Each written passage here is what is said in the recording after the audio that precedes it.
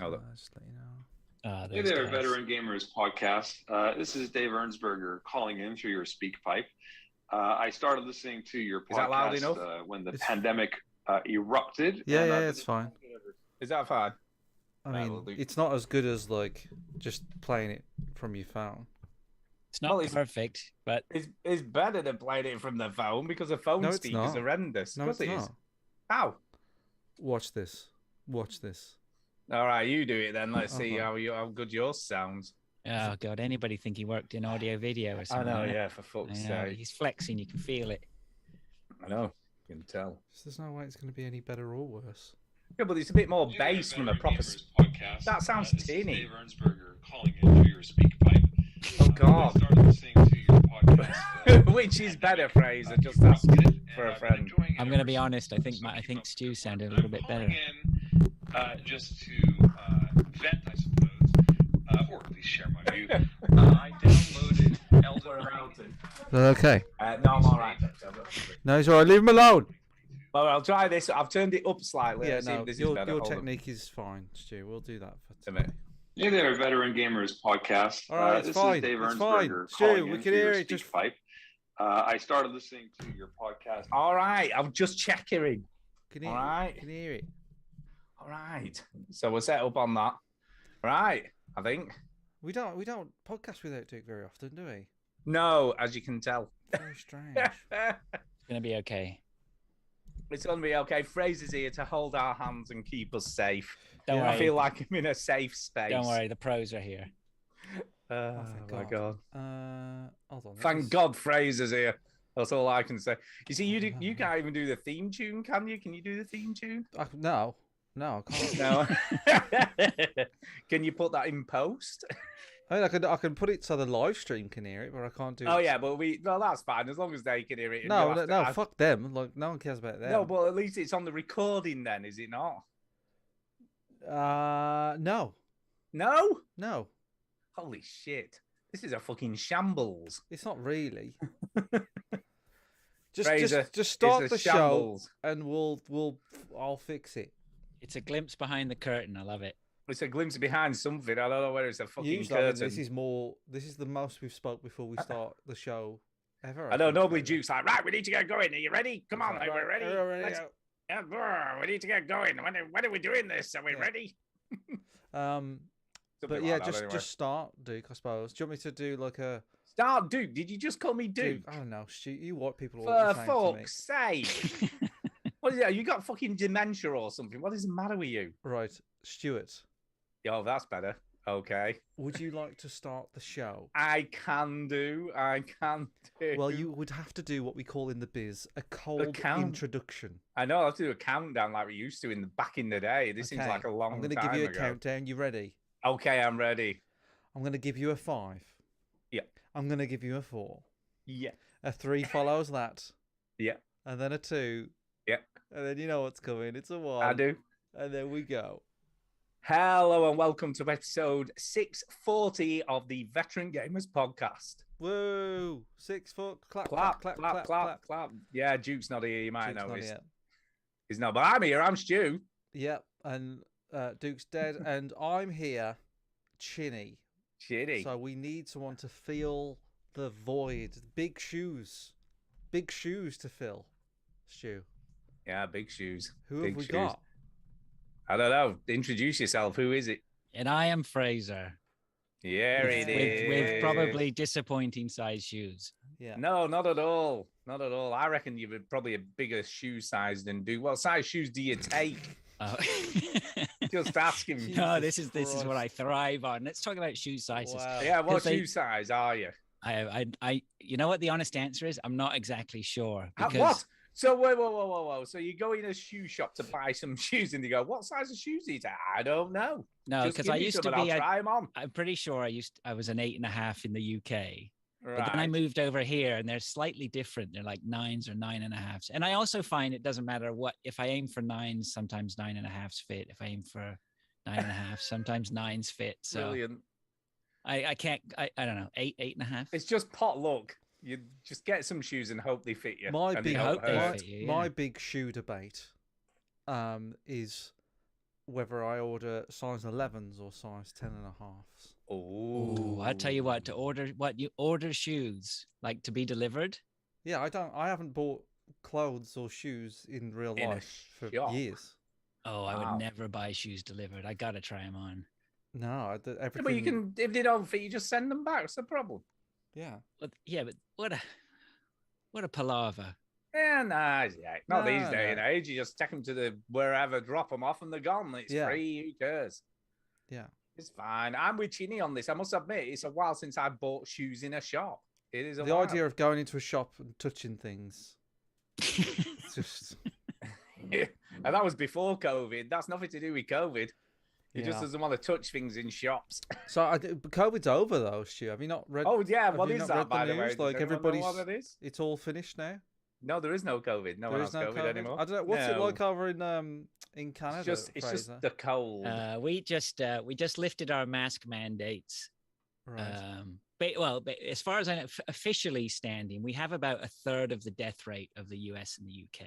You guys are generally neck and neck, and your deaths per million. We're pretty good. We're pretty good. Yeah, like the Olympics. We want to be the best at something. Yeah, it's like the Olympics. It's either America or Britain that usually wins. Yeah, very impressive. So we've sometimes the Chinese. Sometimes. In that respect, we've done okay, I guess. But we just lifted our mask mandates, and the numbers are through the roof. Again, my son had it last week. They're not. It's all a fallacy. There's no such thing. Do you not know? No. It's all fake. So our thing now is everybody's pretending like it never happened. Never happened. Right? But everybody's got it. Yeah, everyone's got it. Like, everybody has it. It's like literally today, my little niece, 3 years old, she has it. I was with her all day pretty much yesterday. So we're just going to pretend that I wasn't. So you might get it again. Well, I had it like within 90 days, so I don't think. It doesn't matter that it doesn't care because now it's Omicron BA2.4 or something. But no one cares anymore. Right, because now you got to pay for the tests, and everybody's like, "I ain't paying for the tests." Oh, we don't have to do that yet. No one cares. Everybody in England or the UK. I didn't think you cared beforehand, did you? That was the thing. We were on thin ice with it. Yeah, I mean, no one cares. Like about a year ago, like because the third lockdown, which was like the January to May 2021 one, we all kind of cared then, but now no one cares. No one cares. No one cares about it now. No one cares. It's just if you've got it, just go on for a couple. Get on with it. It's fine. Yeah. But here's the thing, you see, I think they're onto something here because this is what Kay's dad suggested right at the very beginning. All of this, if they don't test for it, they won't find any. Yeah, that was his philosophy. If you don't test for it, then it doesn't exist. It's like Mitch Hedberg told a joke. He doesn't take the AIDS test. He takes the roundabout AIDS test. So he asks all his friends, "Do you know anybody with AIDS?" And if they say no, then he's fine because they know him. Brilliant. So who knew? You know. Anyway, that's nothing to do with video games, and we very rarely. Well, I've got the name of the show, AIDS. Yeah, I don't know whether that's happening, but anyway. I had a bit of a little problem this week. I had some fun with Microsoft this week. Are you going to enjoy this, Fraser? A live you like story a little time story, don't you, absolutely. Fraser? I know you. I mean, usually when a guest comes on, we'd ask about you. Don't worry about that. No, I need to get this. How are you doing? I need to get this out of the way because I'm not a happy chappy. Right, okay. Because, this all started, to be fair, although you might be listening, it's Millie's fault. Can I just say, this is all Millie's fault. Because she decided this week that she was going to cancel her Game Pass, all right?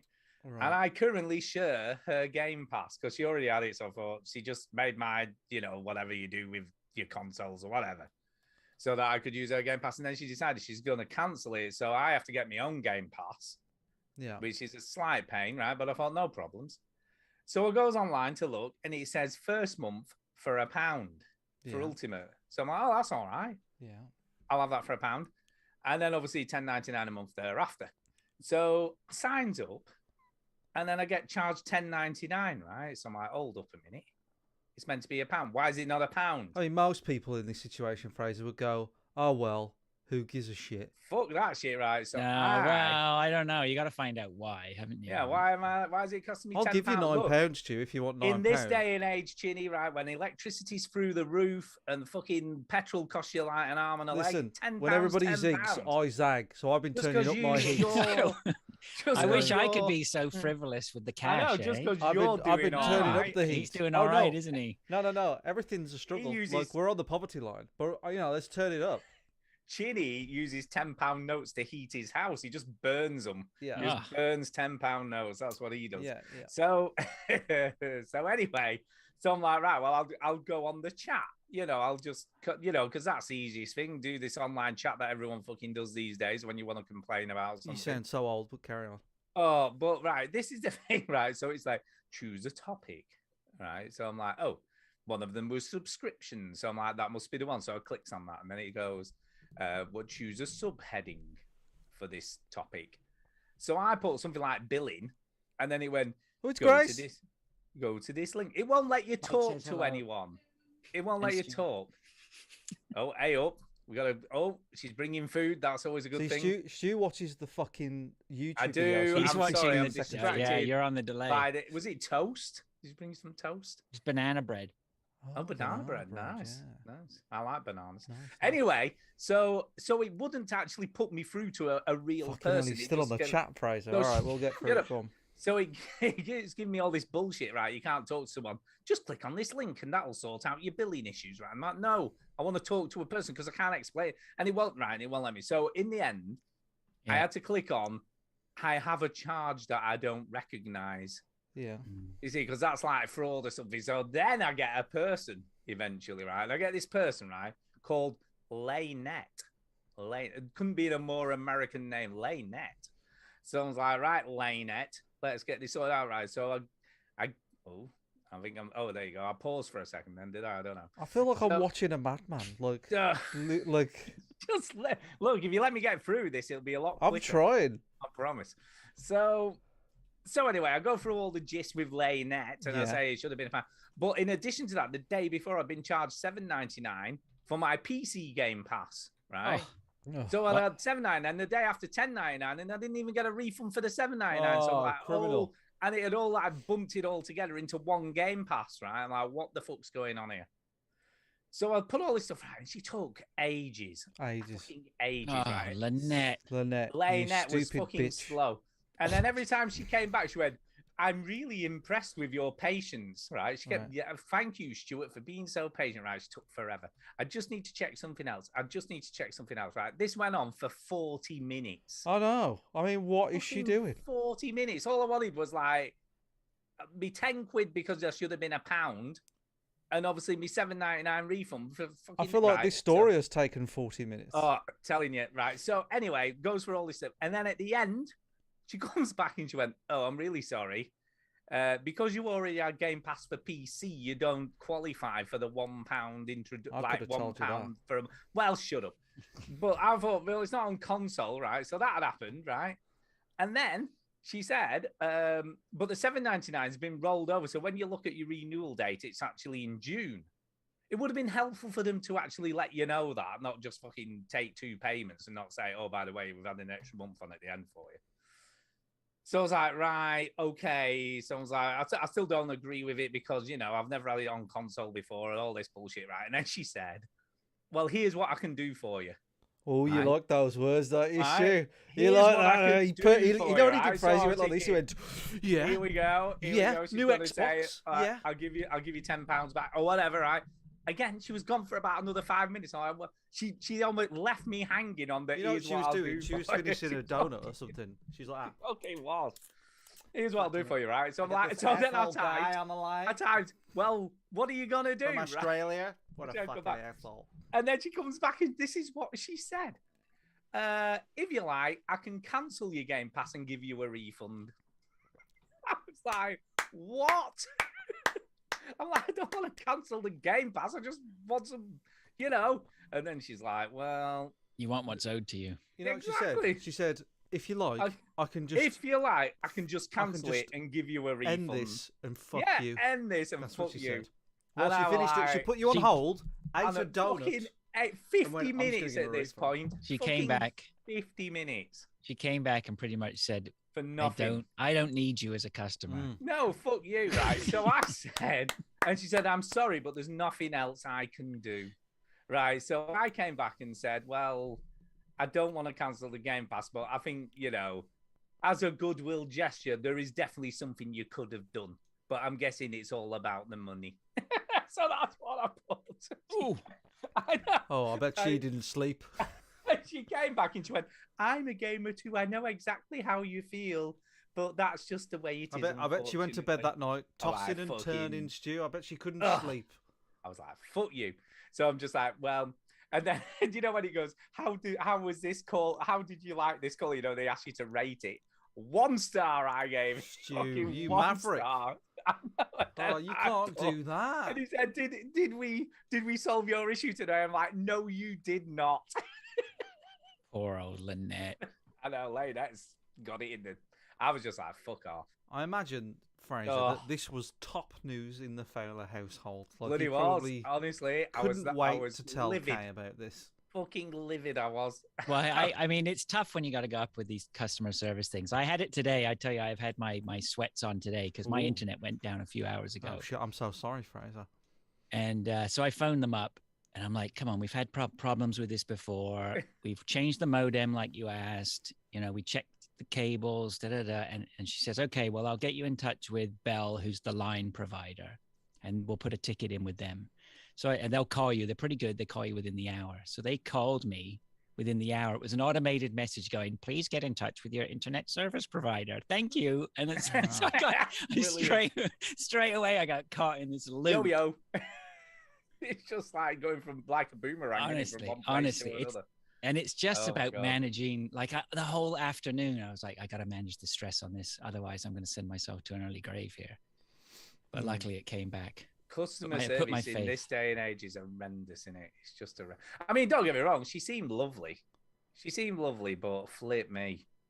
And then just out of interest, although I'm not going to tell this whole story, but I had an issue with an Airbnb booking. So I phoned their customer services and it put me through to someone in America, which was just weird. It's just, hello, Stuart, how can I help you? I was like, what the hell's going on? Hello? Where was the booking? Wally Bridge. We're going in a week. So the booking's only, it's just down the road near Peak District, Buxton. It's just but he was brilliant. He sorted it out within 10 minutes. It was all done and dusted and fixed. Are you saying men are better than women, Stu? That is very I'm just saying it was better customer service from them than it was from Microsoft. Anyway, Fraser, how are you?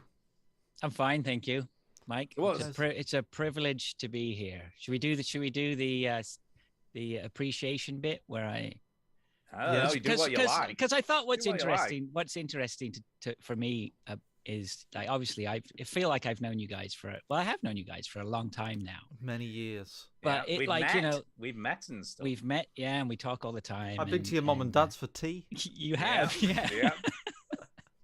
Which was a bizarre thing, but I did. Yeah. And, I remember I think it was, almost 11 years ago now when I moved into this house, I had just started listening to you guys. And I remember decorating the house and I was just episode after episode. Wow. Like, I think you must have been around 60, 70 episodes at that point. You must be a glutton for punishment. And I went back and listened to them all. I was just, so I've been a super fan and I have been on the show before. Yeah. But I'm still giddy like a school kid. I was talking to my wife. I said to my wife the other day, I went, guess what? I'm going to be on the Veteran Gamers. You are so funny. So is that why your wife came in? Because she wanted to be on it as well. Yeah, she wanted to get a look in, She got a look in. There you go.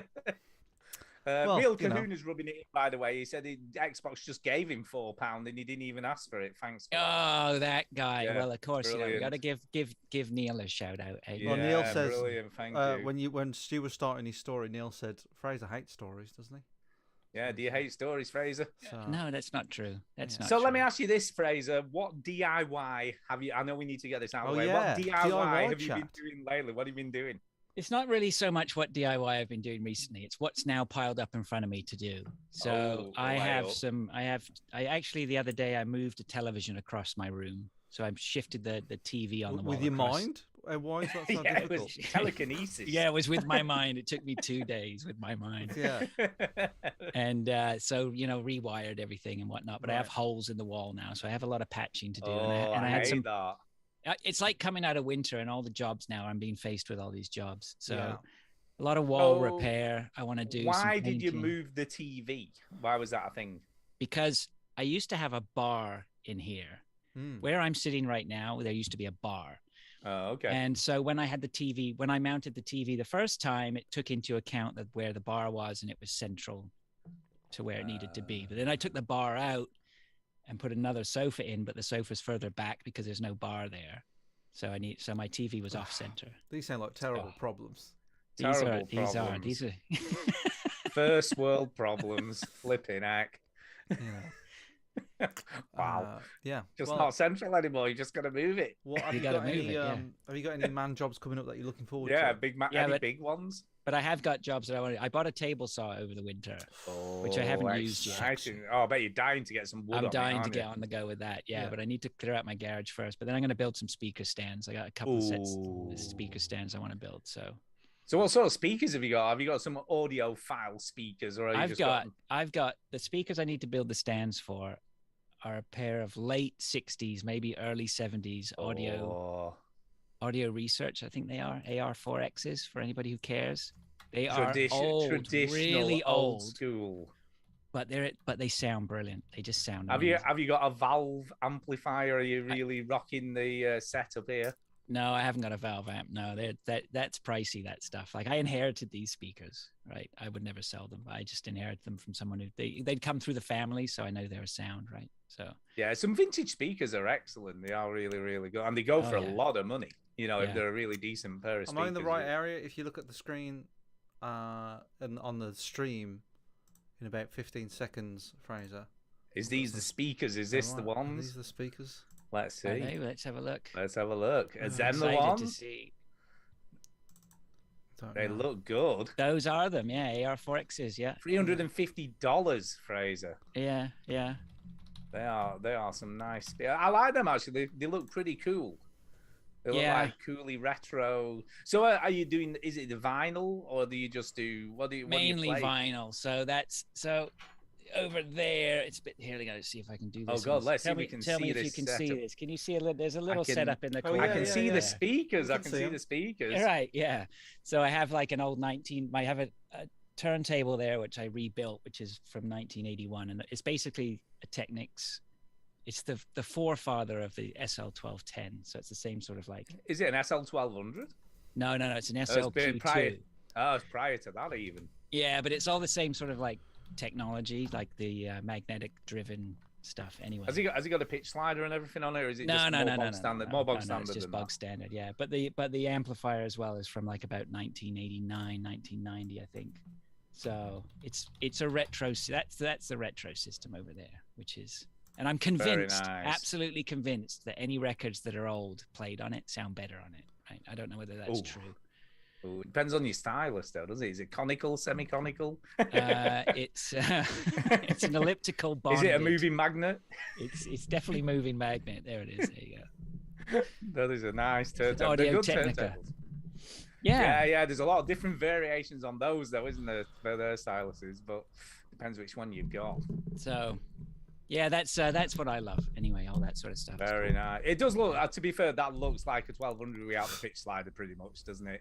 Yeah, it's getting that way. And the DJ light, the LED for your tone arm. Have you seen the new ones that are coming out? Yeah, the limited edition ones, the coloured ones. Very nice. Yeah, they're very nice. Well, they're about £800, aren't they? 900. And the rest. Oh no, that's what the retail price is for them. It's about 900 quid. What's the name of them? SL200s. Technics limited edition ones. They're different colours. I think SL1200s. Yeah, sorry, I meant to say 1200. Sorry, you didn't. You just did got it. I did, but yeah, they look very cool. So yes, my mate's got some 1210s. He got Mark IIs. That he's had since he DJ'd back in the day. So back in the day, yeah. It's my biggest regret. I had a set of 1210s that I sold before I moved to Canada, and I can telling you, I regret it all the time. You're a madman. Why would you sell them? I don't know. Yeah. Things we do, eh? Things you do. Worth a lot of money now, but they're just cheap. solid. There's a weird, by the way, I know we're digressing a lot here, but there's a weird YouTube channel.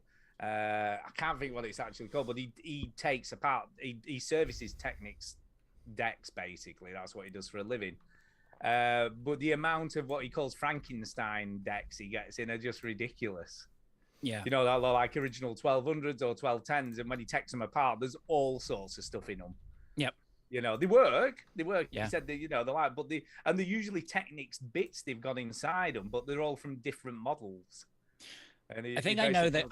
I think I know the guy you're talking about, and I watched a video the other day where he was going through counterfeit stuff that was coming into the market, right? So bits and pieces to repair them, and he was going, they look pretty similar, but they're not. They're like janky and shitty quality. And... Yeah, he was doing pitch sliders the other day. When I've become obsessed with these weird YouTube channels like that, and I watched another one where the guy restores vintage Rolex watches and all like vintage watches. If you think that's the weird side of YouTube, you haven't gone that far. No, I don't think that's a weird side of me though, for watching these weird like repair things. They call it low entertainment, Stu. I love it though. Yeah, I love like sitting just there watching people repair stuff, tiny screws, fix stuff. But what fascinates me, right? These like Rolex watches. Like he had one the other day that was completely battered. Right, all the like the face of it was all scratched, buggery, all the casing was all scratched and everything. He took the back off, and it was like a work of art inside. Like everything was just pristine and shiny and polished, and you realize like you don't. Like I said to Kay afterwards, I was just watching this dude with this watch, and no one would ever see the inside of that watch unless you had it repaired or you took it apart yourself. You would never see the amount of work and craftsmanship that just even went into the inside of it. You know what I mean? The bit you never see. It's fascinating. Yeah. Fascinating. Yep. Well, yeah, worth a lot of money. A lot of money, these old watches. But anyway, we digress. That has nothing to do with video games. So I guess on that note, we should start. Yeah, look at them. They're beautiful. Beautiful. A friend of mine bought a Rolex watch as an investment. Yeah. So he was told to buy one, because he wasn't going on holiday anymore, so he didn't know where to spend his money. Yeah. So he thought, well, he's got he's got shares in this and like bonds in that, and he's like, well, what else can I invest my money in? And apparently Rolex is a pretty good thing to put your money in. And so he bought this Rolex. They always increase in value. And then like I said, have you ever worn it? He was like twice. Like I wouldn't really want to wear it, but he bought it for 10 grand. Yeah. And it's like already worth 12 and a half. Oh yeah, something. Yeah, they're a good investment. It does quite well. But there was a dude on Antiques Roadshow last week, and he had a Seamaster. It was like an early, one of the first ones, or one of the last ones of the previous. I don't know. It was some rare one, and he'd fallen off of his bike and absolutely wrecked the side of it, and all the face of it had this massive gougy scratch across it, right? But he originally paid 400 quid for it in the 80s. He bought it from new, had all the box, the details, everything, everything. And even in that condition, was still worth 18 to 20,000. And I said, how much would it have been worth had he not fallen off his bike? You know what I mean? And messed up all the face of it. Oh, unbelievable. Anyway. That still isn't video games, so we should talk. Let's go with Fraser. He's here. Let's talk about some video games. Fraser. Video games. What are they then? Oh, I don't know. Exactly. I barely play them these days. Yeah, that's same here. To be fair. So what have you been playing, Fraser? What are you on? I've got a list here of stuff that we can sort of burn. On my podcast, which I didn't get to mention yet. Seal Podcast, everyone. Go check it out. I know Neil's in the chat, and Dave and Pilcher podcast on there with me. Always good for a listen. But I bore them every week on there with PUBG and Valorant, which are the two main sort of, like staple diet of my gaming. Correct. PUBG, we're all familiar with, I guess. We all, we're back to PUBG. How many people still play that? Is it still really popular? I have no idea. PUBG has had its resurgence. It's back. PUBG is back, baby. They went free to play in February, and since then, honestly, in the last we're playing, a couple of hours a day, many games a day, and in the last couple of weeks, 3 weeks, 4 weeks, I've only seen one game with bots in it. So, it's really popular again. The game is in a good place. I can't say I've seen any cheaters or anything like that. There's lots of interesting things that are in the game now that were never in. We had a break for about a year and a half after. Is it cross-platform or is it still just PC and PCs on their own? I don't think there'll ever be PC crossed over with console. That would just be. But can the consoles play with each other? Consoles, I think, can. So for me to play with you, I'd have to dig it out on the PC again. Dig it out on the PC, yeah. Do you have any like feeling you want to play it again, Chinny? Have you got an urge? Well, it's been a minute, hasn't it? Do you know what I mean? Like it's not like when I played PUBG, it was 2019. Yeah. Well, you kind of seem to fall off a bit after you got your chicken dinner at the arcade club. Yeah. You say 2019, it's just celebrated its 5th anniversary. Yeah. Yeah, I know, but I think the last time I sort of played it. Oh, the last time you played it. Like 20, because I got the chicken dinner at the arcade club in 2019, or was it 2018? Of course, yeah, that was 2018. Legendary chicken dinner. That one. So for people that don't know, I streamed hours and hours and hours and hours of PUBG because I wanted to get my solo chicken dinner, and I never did it, and I was gutted. And then I was playing with some people at the arcade club. We had a meetup at the arcade club, and they had PUBG PCs there, and it was all just the same game. And literally the first match that I played, I got a chicken dinner on my own. You did? It was sort of ridiculous. This was before the days of bots and all this sort of stuff, and it was just raw PUBG, as they call it. It was the getting that solo chicken dinner is the big monkey off your back. I mean, I can remember the first time haunted by the first time that I came close. Yeah. And then when I finally got it, I think it was like me playing some games before I went to work. I mean, that was the level of addiction we had. Yeah. And I can even remember it. I managed to hide behind a tree and AK this guy coming at me, I remember mine, yeah. I was like behind this wall and it's just, I mean, I never got it on my account, but it doesn't really matter because I had like about 8 people from the Veteran Gamers all just standing we all verified the chicken dinner. Yeah, like it was verified, yeah. So, But has there been much change with PUBG? I think there has been a lot of change. There's a lot of new maps that weren't around. Does it still feel like a janky piece of shit? No. I mean, some people will say it is jank, and it still has some jank somewhere. But it is. It's a cliche phrase, but it is what it is, right? And it's and it works, and the gunplay remains excellent. That was always its strength, was the fact that you picked up a sniper rifle and there was bullet drop you had to take into account. So you made that sort of 150 meters hit with the bolt action sniper rifle. It felt good, you're like, yeah, that is the business. It was very unforgiving, wasn't it, with the bullet drop and absolutely. Yeah. But they've also added in a lot of new items, so like and that's made it fun for us. And that's so first of all, the important thing is, PUBG to me is fun because I play with other people. Full stop. Correct. I wouldn't play. It's a miserable time on your own. And once you've got your chicken dinner, I don't think there's any reason to play on your own. There's no reason. And so they've introduced the mortars. Today we were running around with mortars and spotter scopes trying to mortar people. We have not been successful in mortaring anyone. We get killed all the time, but that's our mission. Gliders came in. That was a while back, but gliders are there. C4 drones, Right. So you can send out drones, mountain bikes. There's all sorts of little bits and pieces that are in there now, which mean that you can play there are a lot more opportunities for the type of game you're going to play, particularly if you're in a duo or a squad. Because, I mean, PUBG, it was the OG, wasn't it? It was the original. Oh, yeah. It was the start of this Battle Royale madness that we had for like 5 years. It was lightning in a bottle. I remember Steve said that. Lightning in a bottle, whatever it is they did, they just got it, And then Fortnite was like, aha, we have a shit game that with a good engine, we can do that. And then they took it over. They did. And they're still going. They're still going strong, aren't they, Fortnite? Yeah. They've survived by kids, teenagers. Kids, and also like putting Spider-Man in it and Doctor Strange and, all that sort of stuff. So, That's well, it's like somebody was.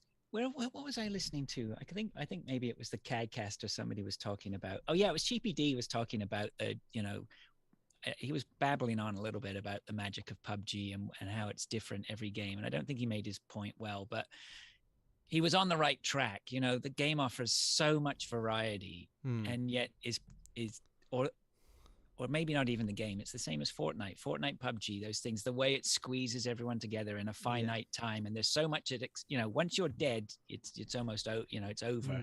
So there's a lot at stake. I mean, there are so many elements it encapsulated so well, or does encapsulate so well. I love it. Can't get enough of it again. So really when do you play it, Fraser? What nights do you play it? Every night. I was just going to say every night, joking, but I guess that's true. Do you really play it every night? We play every day. Yeah, for sure. Wow. Every day. Yeah. Wow. Yeah, we have to have a shooter that we've got on the go every day. Before that, I'm still playing Valorant, but Valorant's dropped off the radar with a few of the guys big time. Yeah, I mean, I tried with Valorant, Fraser. You saw me. I played it with you a few times, and again, it's more because you're playing it, really. There's no way I'd play that shit on my own. But Valorant is a little bit different than PUBG. Yeah. Valorant, well, a little bit. But I mean, again, with PUBG these was a way of life. PUBG is life. PUBG is life. PUBG for life. is life. But for many years, for about 2 years, I was absolutely in on this game. You were hooked. You were hooked. And Fraser, you were with me. You were right there. I'm back again. Too. I just the amount of laughs we had with it was insane. It's amazing, yeah, right? Yeah. But yeah, something like Valorant is completely different for me. I mean, I enjoy it, and when we play with friends, it's really good as well. But it's one of those things. It's one of those games I have to play regularly to be any good. Like Correct. It's so hard. That sounds like snooker. Hardcore. Right. You like to be good at something, and I feel that that I'm okay at it, but I'm only okay at it as long as I play it regularly. Yeah. So let me ask this, Fraser. Have you ever been back to Rust since? Because that was big on the radar at one point. No, it's funny you say that. My son's been playing Rust. He's playing it today, and he's sort of like, "Oh, you should come on." And he was reminding me of some of the times we had playing it, and he knows some of the stories from the original janky Rust was the best. Oh yeah, that was just an amazing game too. That offered an experience, but. He nearly tempted me. I started, but it's one of those things. If you can just get everyone in at the same time, you're going to have a laugh. It's just organizing everyone in is tough. It is. That's why it's so tempting to play PUBG again, because you tell me that you're playing it every night, which then sort of goes, because you can jump in any night. That means I can jump in any night, but there's also like a group of players playing it at the same time. So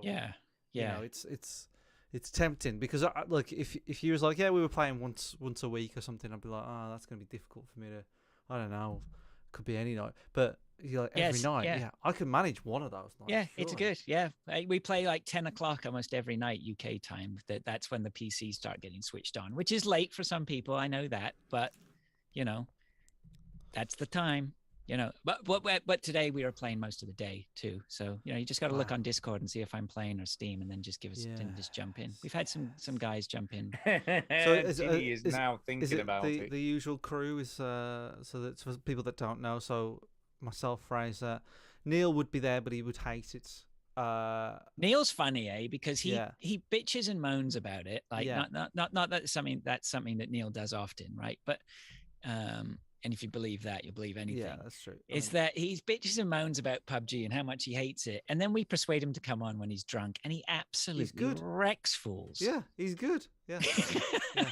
I think he holds himself to a very high standard, Fraser. That's why. He does. That's why. So you got Sean, who's unbelievably good, but unfortunately Scottish. Yeah. So we have to bear the brunt of that. No, but Sean's unbelievable, isn't he? And he's just Sean's one of those young guns, right? Who you like to have on your team. Yeah. We have Arnie who plays with us regularly. He's the same. You sort of he's the same. They're like unchained, and they go forward and they get all these kills. But you can't control Sean. You can't. So Fraser knows he can contain me. If all right, Chinny's in the game. He'll basically do anything I tell him to. If he went up to a mine and told him, step on the mine, Chinny, it's fine. Chinny would do it because he's an idiot. Sean, no. Look, Sean, you can't put him in a bot. He's like, right, I'm going over here, and he just runs off and he just does whatever he wants. So that's just the way Shawnee is. That's just the way. I'll tell you, we play with Kev as well. Is Kev still? Kev's around. We played with Kev the other day, so that was great. Yeah. And Marcanix's son Jay, he's been playing with us recently. Good player, Jay. He was right next to me. Well, he got a chicken dinner. But he got a chicken dinner the same day, didn't he? He got a solo one. Yeah. Just to go. Look, I can get one too. Yeah, that's right. It's brilliant. Brilliant. So. Okay, PUBG. I might have to go back onto it then, Fraser. You might have to have another go. Come and join us. It's interesting, isn't it? Okay. Chinny, what have you been playing? I can see something on your only one thing on your list. Is that it? Is that your list? Yeah. And that's your list. Shall we talk about that? Because I played a little bit. I haven't played loads. Well, I was listening to a couple of episodes ago of The Seal, and Fraser even mentioned our Mass Effect trilogy playthrough, and I think Fraser, wasn't you saying that you started it or you was like hammering for it? I can't remember now. Mass Effect, not me. No, I played 2 for a little bit, but I never finished it. Oh, maybe it was somebody else then. Must have been someone else you were listening to, Chinny. But yeah, I've started Mass Effect 3. I finished 2, obviously. Yep. Everybody survived. And then we're on to 3. The things that struck me immediately was the guns feel heavier, a lot heavier, and like the reload is quicker. I don't know if you noticed this, Stu. Like the core gun mechanics are just quick. Yeah, it feels like a third-person shooter now. It feels heavy and feels weighty, and when you pop the magazine to reload, it makes a nice ping noise, and it all feels a bit weightier than Mass Effect 2. And I gave my Shepherd short hair. Oh, you had a bit of a makeover, did you? Yeah, because my Shepherd. I actually can get a video of my Shepherd, my Shepherd up, but I gave my Shepherd short hair. It's based on Tara, my Shepherd, and she's had sort of a ponytail look going on, but she's now she's got short hair because I thought, it's the trilogy. You got to change it up. You got to change it up. You got to swap up the look. You can have a haircut. Yeah, so you'll see in a sec. But yeah, how far are you in, Stu? I'm not very. I overtook you already. You probably will have done because I've been doing some other stuff this week. Yeah, so I haven't put as much time as I'd like. I've probably overtaken you already. Today I did the mission with Jack, so I've come across Jack again. Oh no, I haven't come across Jack. I've come across Jack, which I don't remember from playing Mass Effect 3 last time. I don't remember anything about 3. Because Jack, you think Ashley's changed, while Jack is a bit more feminine, right. I want to say. Yeah. She's got like a ponytail going on, grown her hair a bit, a bit more makeup. I don't even remember Jack in... You can't. How can you remember? Oh, no, in Mass Effect 3, you mean?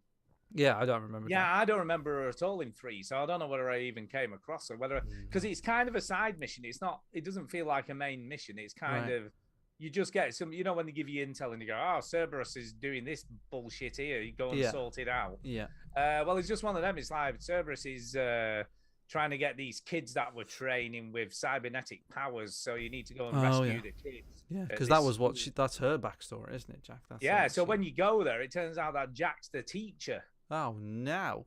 I know. So, and what's quite funny is, right, like Shepard, one of the responses is like, you, the teacher, or something of that nature, like the renegade options are like, you just diss her and go, what the hell? Yeah. Like, you're a teacher. And one of the kids goes, yeah, psycho teacher. I was like, brilliant. Yeah. So that's probably about right. And then all the, when she's in like Mass Effect 2, she goes, take this, bitch, or whatever.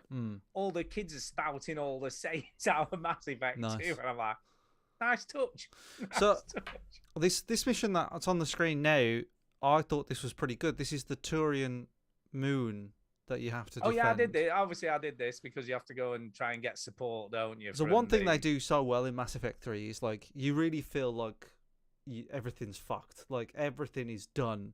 Like, it starts off with Earth getting absolutely being mashed, decimated, pretty much. and then Keith David stays behind for some reason. I don't know why. And then he's got to coordinate on the ground. You go on this moon, and it's just everywhere's being attacked, and the Reapers are everywhere. Threat. So what's weird about Mass Effect 3 is that, like, and this isn't a new comment. This isn't like something that I've just spotted, but everybody sort of says this, and it is really obvious. Like, there's no time to do any stupid shit. Like, it feels like if you're doing anything else except for stopping the Reapers, then it's a waste of time, because they're literally killing millions and millions of people, like, all the time. On all these different planets, all over the universe, all over the galaxy, and you're just like, why do you want me to get this piece of, like, evidence to prove that your mom has, you know, like a vibrator in a drawer? I don't know what. Yeah, they're just like stupid. What are you doing?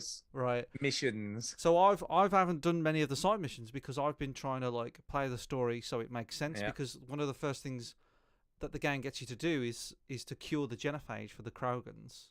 Yeah, so which I've done. I've done that. Yeah, I haven't gone back to the Citadel because you've got to go back there, haven't you, to finish that mission?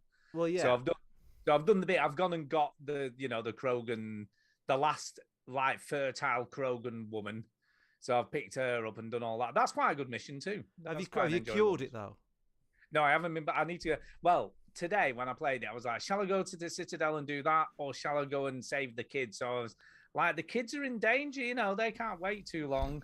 But, like, so I went to save the kids. No, I've cured the genophage now, which I thought I must have done that really. Like, I thought that was like late. The only thing I remember about Mass Effect 3 is when a big character dies, who's the scientist guy who's trying to cure the genophage. See, I don't remember that at all. So I remember him dying. I remember that. I don't really remember much about anything else about the game. But yeah, you know, I did that because it felt like the most urgent thing to do, and everything else felt like faff. So I've done that, but it's at a point now in the story where it kind of feels like, oh, just see me at the Citadel when you got time, so I can do all these other side missions. But the one mission that I've never played, that I've played in Mass Effect 3, was a DLC mission that I never had. All right, okay. And it's a really good DLC mission. And it's a Prothean. You know, the Prothean, those are the species that died 60,000 years ago. Yes, the original, like, what pretty much kicks it all off. Yeah, so you wake one up. There's one in, like, a little pod. Oh. And no, I've definitely not done that. He's a DLC character that we definitely probably didn't play last time. Right. And I was like, oh, that's it. And it's a full mission, you know. And it's back on Eden Prime, which is the first planet you land on Mass Effect 1. Right. So there's a mission that says, like, recover an ancient Prothean artifact or something like that, Stu, on your list. Probably. There is. I don't know. It'll be there, I'm guessing, because I don't tend to look at the list. I tend to just look around the galaxy map. Look for a mission. Look for a mission, and it'll say, like, ancient Prothean artifact on Eden Prime. I think I vaguely remember that. Yeah. So that I do feel like I've seen it. But yeah, I don't know. I'm probably about 10 hours in, 12 hours in. You know, it's interesting playing them all back to back. I can't really decide which one my favourite one is though, Stu. I think that is interesting because obviously the first time around you didn't have that option. You had to wait however many years in between each of these. You know, and it was I heard that from you guys before. So when you played before, I think somebody was about to start 3 and they weren't sure. It might have been you, Mike. Wasn't too sure whether you might have had your fill. So I'm surprised that you're still sort of powering forward on it. But I'm still enjoying it though. You just forget how good these games were. That's what I feel like. They're absolutely fantastic games. I mentioned last week I was having a little bit of fatigue. I wasn't as into this as the other two. Yeah. But I think it's just that getting into it. Once I'm into it, I'll be into it. You know what I mean? You're always like, you forget how spoiled you are when you're playing them because you're like, oh, I'm sick of this fantastic game that I'm playing. So you know, good. They are so good. Fully voice acted, brilliant story, like, you know, epic sci-fi adventure. God, how annoying. I mean, these are like the heyday of video games for me at the moment, you know, because the new stuff coming out is all right. Yeah. But I still don't feel like stuff like more recent stuff measures up to these anyway. Well, you think about these came out 2007, 2010, and 2013. Yeah. Right? Like, we haven't had a trilogy like this not only in that shorter space, but ever like that. No. Can you think of a game like Mass Effect where you've got all your decisions that affect everything, but also is a third-person action RPG, and everything carries over? I mean, for instance, obviously, I lost Rex in the original game the first time I played it because I didn't have my sort of charm or whatever it was called in that game high enough to talk him out of killing himself. So I lost him. Yeah. In this game, obviously, Rex and Grunt are in it, for me. Yeah. And I'm like, that's so cool seeing Rex and Grunt and and they're still around and they're still doing the stuff and it's persistent. And I think saving everybody from the other games makes a big difference because I'm enjoying it more because it's all the characters I recognize from the whole of the trilogy, that are still there doing whatever they're doing. It's interesting that they can do that so that you have you lose characters in one game and they literally don't exist in a full game that they've got the luxury or the bandwidth to just okay, that full character is developed in the game but you're not going to get it. That's pretty amazing. No, I got him killed because it was shit. It is an amazing achievement. I think Mass Effect is just this brilliant achievement in the gaming industry that I can't believe exists, and we struggle to sort of make it exist again. And why would they? Because they finished it and everybody shitted on them. I was they've done all this work and everybody just shat on them. And it's just, they forgot all the great stuff that came before. Yeah. You see, if you remember, out of the three of us, I was the only one who wasn't bothered by the ending. It wasn't great. I don't think I was that. I was the only one that wasn't bothered. But it didn't ruin the game. Duke nearly had a fit because he hated it that much. I can't remember now. But I was like, nah, I'm fine with it. I mean, for instance, Fraser, the first time I played Mass Effect, it blew my mind because I came on the show after Rex got killed and was like, I can't believe that, Rex died. And Chinny's like, well, it didn't die in my game. And I'm like, what the heck? What? And I couldn't believe that there was different outcomes, that sort of he was dead in my game, but he was fine in Chinny's. I didn't even think that was a possibility. I didn't realize that, that it could diversify so much. Who would have thought you'd be reunited with him? I know, and I've kept him alive, and he's still there.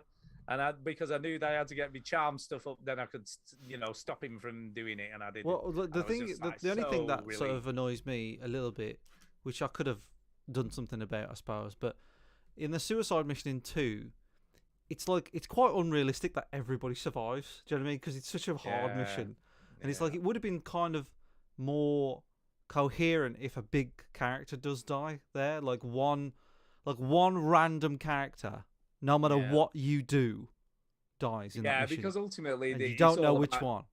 As long as you've done all the loyalty missions with every character, everybody survives. But I think what they should have done is gone, one character will die in this mission. You don't know who, but one of them will die. And it's different for everybody, and you're just going to have to live with it. Because that's more of a heartbreak, isn't it? Because you've suffered that mission then, where you go through that mission, and it's like a fucking walk in the park. You're like, everybody's just laughing about it. But that was Doomsday in 2. And I feel like it would have been nice to have a big character die in that mission. But hey-ho, you've done it. I know if you want a good laugh, go on YouTube and type in suicide mission, everybody dies. Because that's just hilarious. Because that just looks like a bunch of incoherent idiots. Really? Is it really that bad? Everybody dies. No one can do anything. And then to top it all off... So does Shepard survive? Is Shepard the only one that survives? To top it all off, Shepard goes to jump on the bloody ship and falls, and then Joker gets shot and he falls and dies as well. It's fantastic. No, Joker lives. But Shepard just does that big jump. So what happens in 3 if Shepard dies? 3 doesn't exist. You can't import your save into 3. Wow, that blows my mind. It's so difficult to die in Mass Effect 2. You know what the conditions are? I looked this up. No, well, that's just brilliant. The fact that's an option is just ridiculous. No, but the conditions are so unlikely, Stu. Only one crew member has survived, right? So you've got 8 crew members. 7 of them have to die. Only one survives, and then Shepard will die. So if 2 survive, you'll still live, which is really unlikely. There's no way that you're going to have all of them die. That's just crazy. Wow, that is just brilliant. So, in that scenario, and I know you probably don't know the answer to this, but if you then start 3... You can't start 3. No, but you can start 3, but obviously you can't. You have to start as a new character, yeah. But do you get then no characters from the other 2 games? Are they all there? Because they're gone. You can't import that characters. So there's none of the original characters from the original game. They just have whatever the no. You can't. The game just starts. You have to start a new character from 3. Yeah. But if you start 3, right, and don't import save. So say you never played the other 2 at all, for instance, which is the same scenario. Are the characters from the original games in it or not? Because it's not the same shepherd. Wow, it's not even the same game. It's just like it just pretends that you've never even played 1 or 2. It just goes, I love that. Mass Effect 3, and you have to make all the decisions that you would have made. I just love the fact that it actually. But nobody's ever done it to, because no one's. Well, obviously someone managed to do it. Yeah, well, they did it for their YouTube video. Anyway, Mass Effect 3 is pretty good. I like it. It is pretty good. But they've stripped all the shit out. Like the Mass Effect 3 that has no fat in it at all. Like by that, there's no scanning of planets. There's but what do you get? Because you can scan them, but nothing ever seems to happen apart from I think that's what broke me into was scanning planets and stuff like that. And I was like, I've been told this is amazing, and yet here I am. And you don't need to do it that much, Fraser. Really, like you need to do it enough to be able to upgrade your ship. Because that's kind of the main thing at the end. And obviously upgrade some of your weapons and stuff. But in 3, there's no scanning of planets. You do scan a little bit, but it's nothing. There's no mini games to. No, she just scans them, doesn't she? A lot. Like, sometimes you open a door and you've got to play match 2 or whatever. None of that. All done. You just hold it for a bit and it's done. It's crazy and so much more efficient. And I think it's the best Normandy as well, Stu. I would say. Yeah. I think out of all it doesn't feel quite as full though. There doesn't seem to be as many people around that I thought. Well, I don't know. At the end of 2, there's fucking no one on it because everybody died. That is true because everyone dies. But that's what makes it so brilliant because it is so full of people. Yeah. And then at the end of Mass Effect 2, there's just nobody. There are people on it though. There's people in the war hardly room any though. You're just almost wandering around the ghost ship, aren't you? No, well, I don't know. There's people on it. I think the best thing it does is that woman who stands next to the map and jabbers at you every time you walk up to it. The British woman.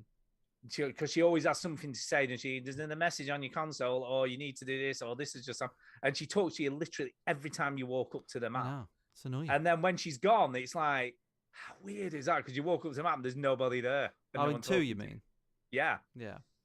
In 2, yeah. Because I think that's why it worked so well when everyone disappeared, because it was just unbelievably dead. Yeah. It was just nobody. It's weird. So are we going to get this finished by next week? I doubt next week because I'm only off 1 day this week because someone else is on holiday at work. Oh. I know. And then the week after I'm away. So I'm here for the show, but I'm going on Tuesday. Wow. So I might not get a lot of time. I reckon if I put the pedal to the metal, probably going to be another 2 or 3 weeks, I'm reckoning, for me. I reckon I can get this done. You probably can, but I'm reckoning another 2 or 3 weeks. But yeah. Okay, that's enough of Mass Effect, I think. Yes, I'm gonna talk about a non-game to begin with, because I played a game. These always go well. It's not even a game. It's in VR. You'd be surprised to know. God. And it's called "On the Morning You Wake Up to the End of the World." Jesus Christ. It's kind of a movie, I guess is the best way. It's about half an hour long. And I recommend everybody, it's like a documentary, I suppose. It's probably the easiest way to describe it. I recommend, if you've got a VR headset, it's free to download. When I woke up this morning, I didn't think it would be the end of the world. Because it's based on a real life event that happened in Hawaii in 2018. Oh, no, you're just depressing. When everybody who lived on the island was sent a text message saying that a nuclear missile was headed their way and it wasn't a drill. Oh, I remember that. So it was a massive thing that happened. And basically the people who were in this they've obviously got them all to talk about it. And they've made this kind of really cool, interesting 3D movie of what happened and how people felt and, what sort of things were going through their heads when this was all going on. And it's just a really cool and interesting experience, to watch this. I mean, the bit you're seeing at the moment is one of the people talking about the shadows in Hiroshima that were on the walls after people had been vaporized. And she was saying, like, I was thinking about what my shadow might look like, when I got vaporized. Oh, you got to make a funny one.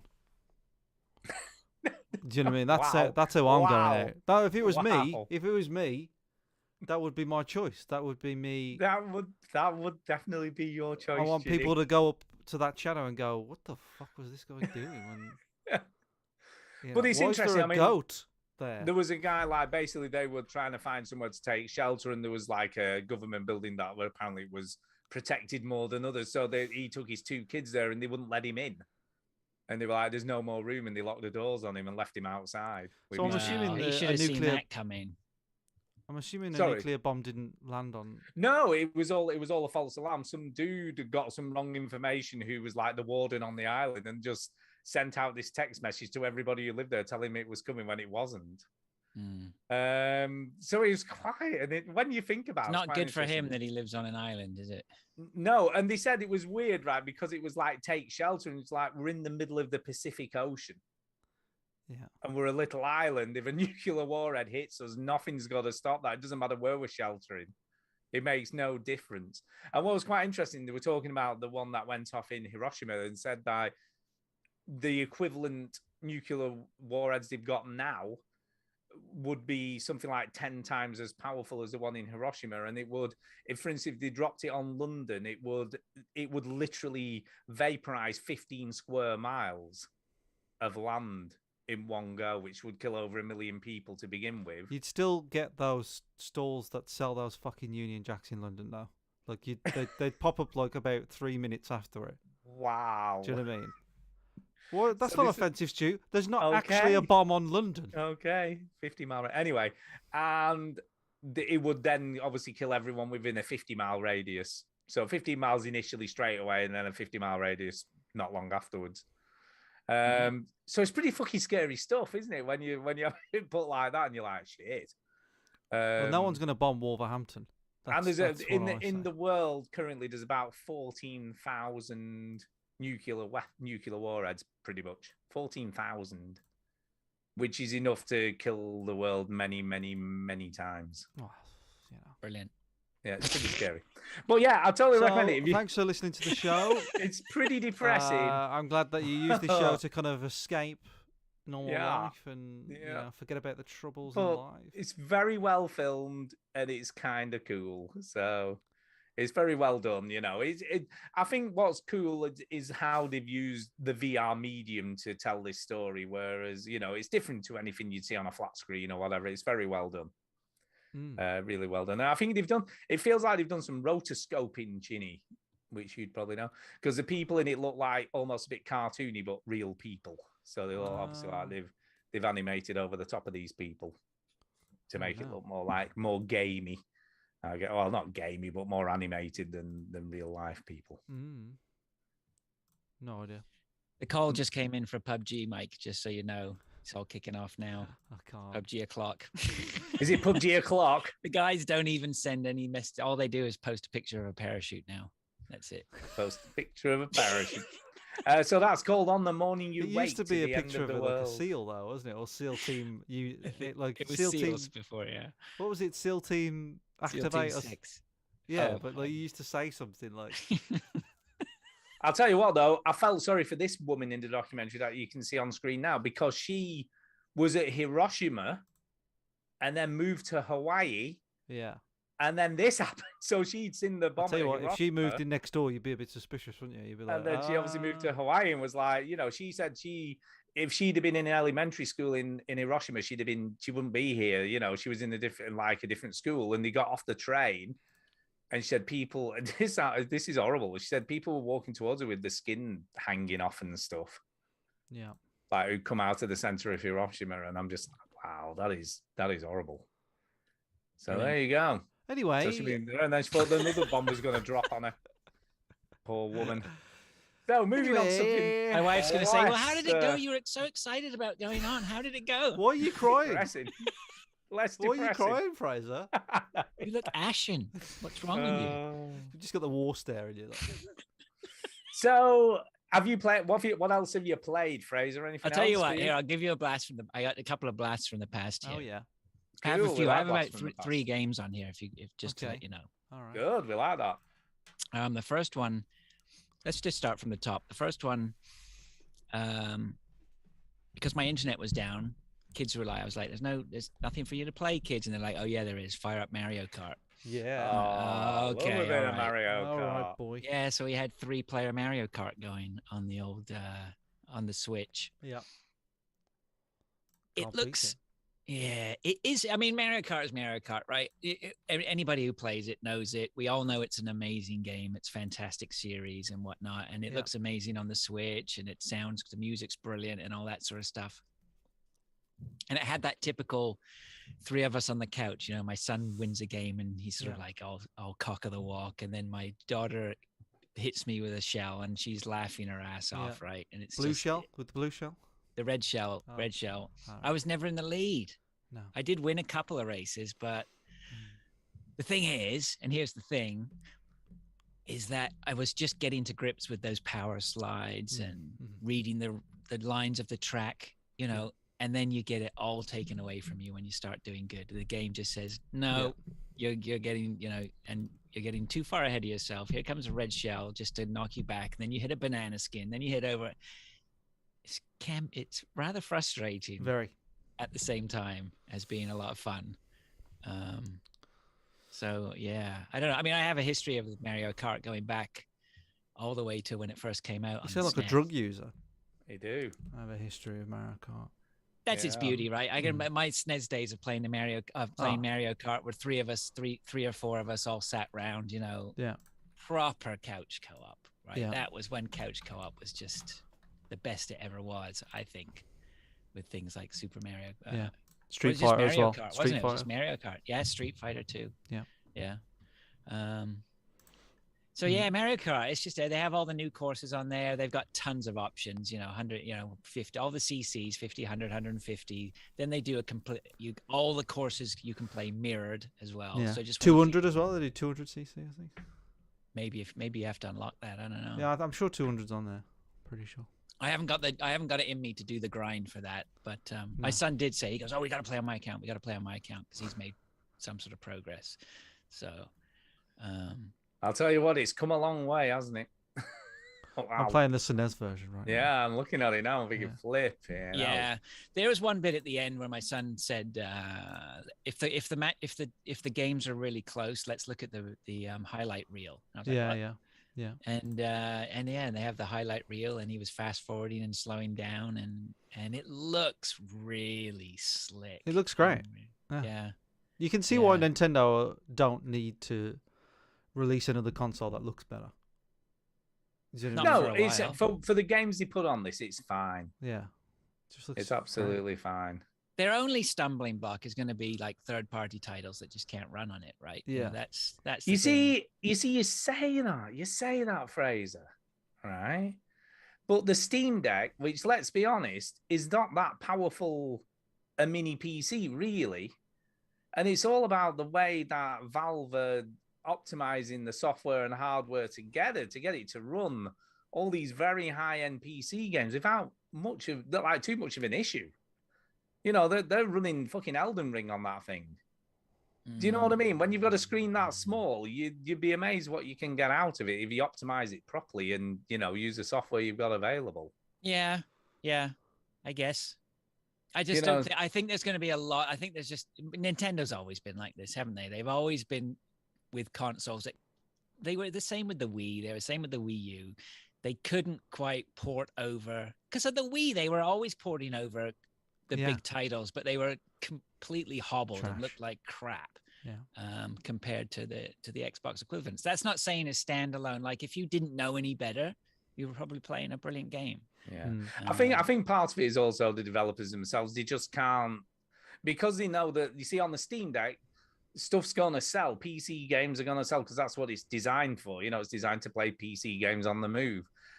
The Switch isn't really designed for those sorts of games, and developers can't be bothered investing the money all time into optimizing games to run on this because they know they're not going to get a lot of return for it. I'd be interested to see how I'd be interested to see how something like Elden Ring or some really challenging titles are running on the Steam Deck. Runs better. Elden Ring, believe it or not, this is a true fact. Runs better on the Steam Deck than it does on a standard PC. Because Valve figured out this algorithm thing that they put on, and there's no stuttering or anything. Why don't they just use that algorithm for the PC? That's what I think. I thought the very same thing, but obviously it's a Valve's own technology thing. But no doubt they'll share it because they don't tend to give a shit about any of that, do they? You know, they're like, yeah, this is what we did. God, you really jizz over Valve all the time, don't you? Yeah, do you know what? Oh, they just share all the information. They just give out money, Fraser.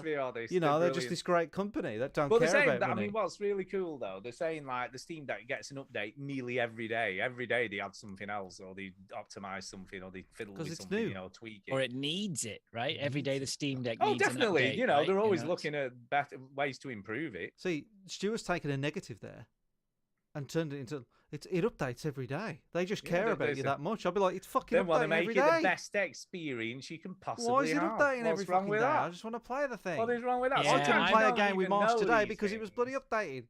You know, I remain a skeptic for very simple reasons. Okay. You can't get magic.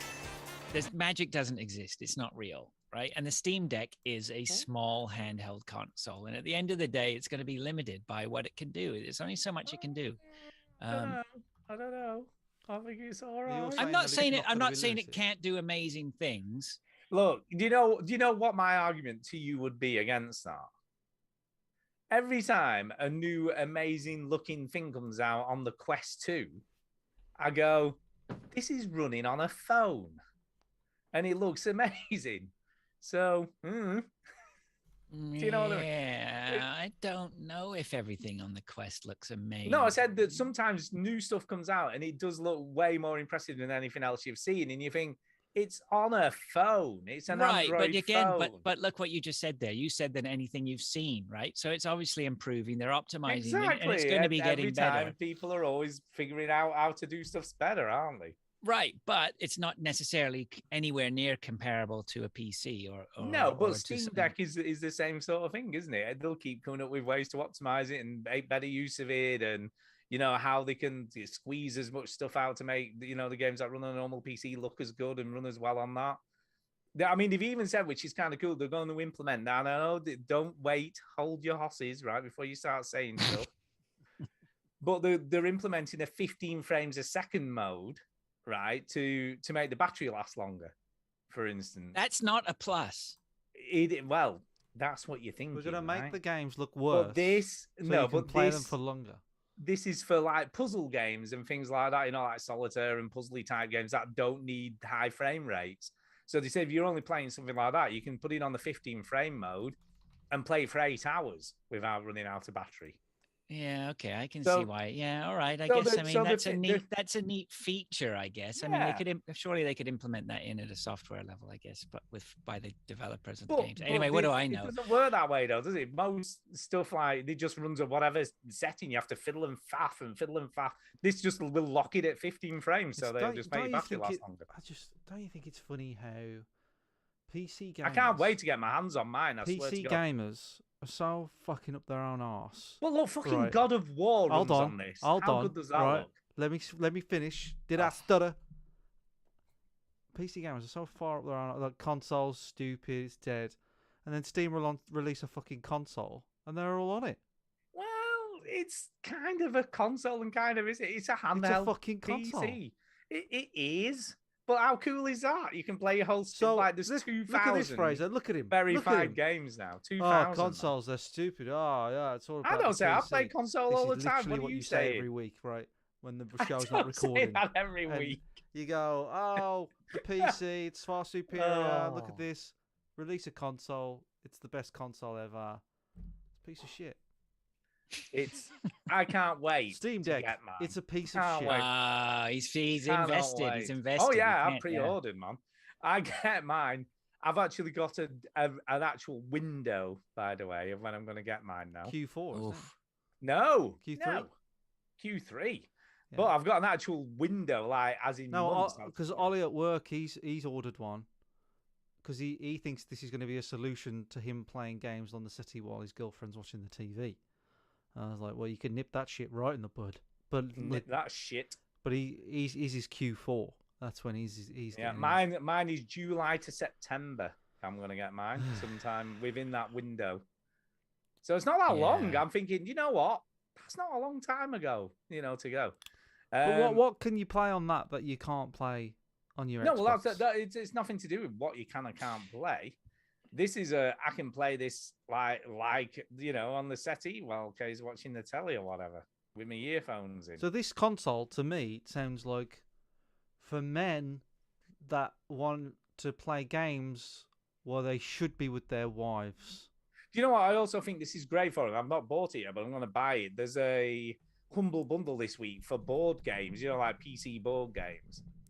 And it's quite a good deal. There's loads of them. This is perfect for that. Stu, don't get me wrong. I'm not rubbishing the Steam Deck. I think for what like it is, it'll hit. I feel like you're rubbishing it, Fraser. No, I'm not rubbishing it. I'm saying no. I'm not rubbishing it. I think it's going to be brilliant. If people have a use for it, I don't. I don't really like playing on handhelds anymore. I don't want to sit on the sofa. If I'm going to sit on the sofa, I'll play on the TV. But I'm not convinced this would replace a good gaming PC. No, and I don't for 1 second think that's the case.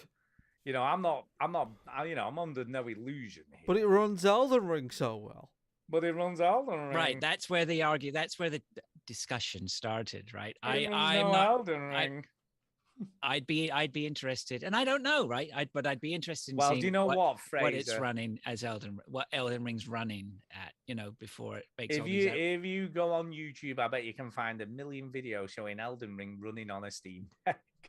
I will go check. Go and have a look. But it runs Control, for God's sake.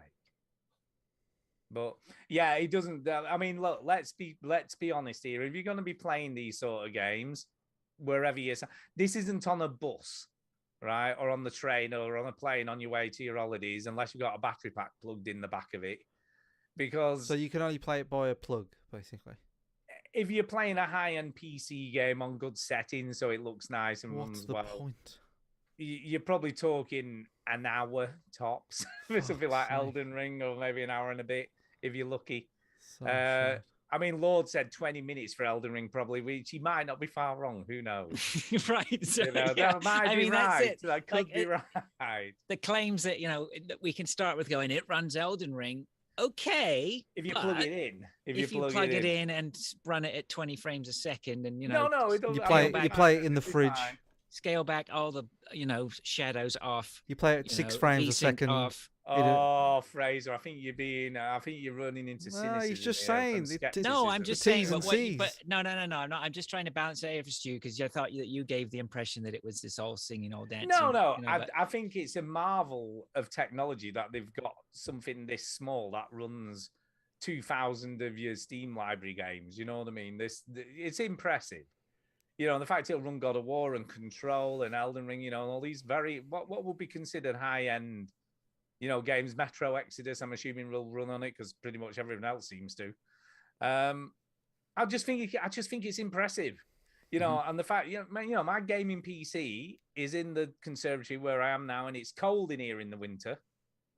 So I'm quite happy. And I mean, not all of my PC games run well with the Steam Deck. Some do, some don't. Not Steam Deck, sorry, with my Steam Link, because I have one of those as well, because I'm a Gabe Newell fanboy. Correct. But they run fine. The Steam Link runs quite a few games, really well. Some it doesn't. This will probably run more games than my Steam Link will stream for me. So I'm quite happy to sit on my sofa in the nice warm. Well, if I can afford to turn the heating on. Because who knows what's going to happen next year. Probably don't worry. The Steam Deck will keep you warm. Yeah, it will. I'll just have the hoodie on and the fans from the Steam Deck blowing on me as it's desperately trying to get 30 frames out of God. Yeah. You've got to keep that thing cool. blowing on me will help to keep me warm. See, that's another thing no one thought of. You know, the hot fans blowing on you will keep you warm in the cold. That's true, winter. Stu. I didn't think of that. That's correct. Heat the person, not the house. Yeah, that's what I. So this was Fraser talking about Mario Kart, by the way. We got onto this. Yeah. So that's how these things work. So you're not interested at the moment, Fraser? Do you think you'll ever be interested in one of these? You know what? I've gone through this. The Switch very rarely ever finds its way into my hands. Yeah, but if PUBG on the go at the office, it wouldn't work. PUBG will run on this. Everything runs on it. No, I don't think it would playing on the Steam. I don't think Fraser wants to play on the Steam Deck. Just a minute. Just let me check. I'm just checking this. I don't know. You're sweeping. The way you casually throw out PUBG will work on it. Dude, you don't know PUBG. But that does just a minute. I'm just checking. PUBG barely runs on a gaming PC. Oh, here we go. Does PUBG run on Steam Deck? No.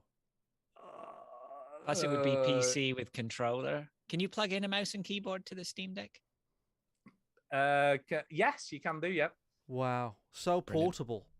Can you play PUBG on the Steam Deck? This is what it says. I can't wait to go to some fucking EGX thing and see. Some loser putting a Steam Deck on the underground with a keyboard and a mouse on him, on the tile, playing it on the floor or whatever. Jesus. Be in McDonald's so he could get the free Wi-Fi. Yeah, it doesn't even appear on the list. Apparently. Yeah, of course. Doesn't appear on the list. Apparently, but that's a 5-year-old game, Stu. Yeah, Stu. Well, it was always hard to run whatever you had. Some of it said it's because of the anti-cheat software. Some games won't work. It's because of this software, not because the Steam Deck saying. Stuff. Yeah. Okay. You'd think a Steam Deck would run anti-cheat software, wouldn't you, Fraser? But, okay, Fraser. Enough of this, but it's fucking piling Steam Deck. What else have you been playing, Fraser? I have been playing Guardians of the Galaxy. Ooh. All right. Okay. Now, I picked up this game the first week I was talking about it. It's really, really, I think, a great-looking game. Really colorful. I really like I really like the characters. I love the voices and all that sort of stuff. Yeah. It's interesting because it's not based on the movies. No, it's its own sort of thing, isn't it? Yeah. Yeah, and my daughter didn't like that. She was like, "Oh, I don't like Gamora and whatnot." But I really like them. I like the characters. I think they nailed Rocket, and Star-Lord's pretty good. It is weird that he's blonde and looks completely different, but it's okay, Well, I think that's how he looks in the comics. Yeah, that's how he's meant to look, I'm guessing. Yeah, okay, yeah. Somebody asked me that, and I didn't know, but so that's cool. I understand that. So from that point of view, it's really, really well done.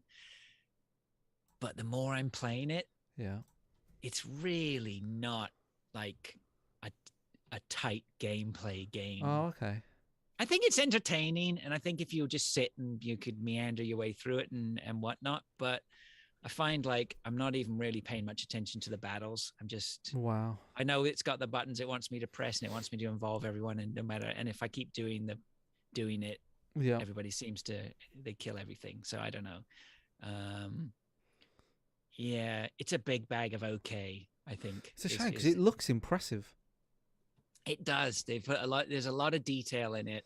And this came out of nowhere, this game. Like, no one really was paying attention to it. And when it came out, everybody was like, this is all right. This is pretty good. And now it's on Game Pass and everybody's sort of talking about it again. But yeah, I think it had suffered from Avengers. Right. Where Avengers had come out, been the big, great hope, and then it was crap. Yeah. And I think that had set back superhero games. Because superhero games, remember, back in the day were just, that was the dirty word, wasn't it? It's a superhero game. Yeah. And then sort of Arkham Knight, or was it Arkham Batman Knight? changed everything. Arkham Asylum was the first one. Was it? Yeah, yeah. Asylum, yeah. And after that, people realized, that, oh shit, we should do something good with these IPs, right? Instead of just, that's it. And so I have a feeling that Avengers sort of set it back a few years. And so Guardians of the Galaxy came out, and I think people were just like, I'm not gonna, okay. Yeah. But it is okay. Yeah. And it's got great music in it, and it's got great visuals, and it's got great characters, and I just have I'm just the gameplay itself. I'm like, okay, it's a little bit, I think it's kids can play this, right? Right. I'm not overly impressed. No. Oh. That's I've heard quite good things about it. I've heard it's pretty good. Yeah, I don't know whether I'm just sort of being a little bit snobby about it, but is it because it's a story-heavy game and you're not really that, or is it a story-heavy game? I don't know. I assume it is, but you're not really into story. Maybe. I mean, there's stuff going on. I guess it's like there's a lot of lore, right? There's tons of stuff that's, what do they say, canon or whatever, and they have all these characters. I like Drax in there is always having a go at Gamora, and they're always talking about the history of what they did. Like Drax is a genocidal maniac turned sort of good guy, and Gamora was a killer assassin, and they're always slating each other and stuff and making references to adventures and things. And that's good. So maybe there's too much fan service and story and lore in here for me. Maybe I expected a little bit better. I was hoping for a little bit better gameplay. So it's sort of lacking. But if hardcore gameplay is not really your thing, then maybe this is right up your alley. There's still lots to do. There's lots of elements to the fights and that you can get stuck into. And it is good. It is good. Don't get me wrong. It's just not for you. It's stopped floating my boat. Yeah. It's not for you.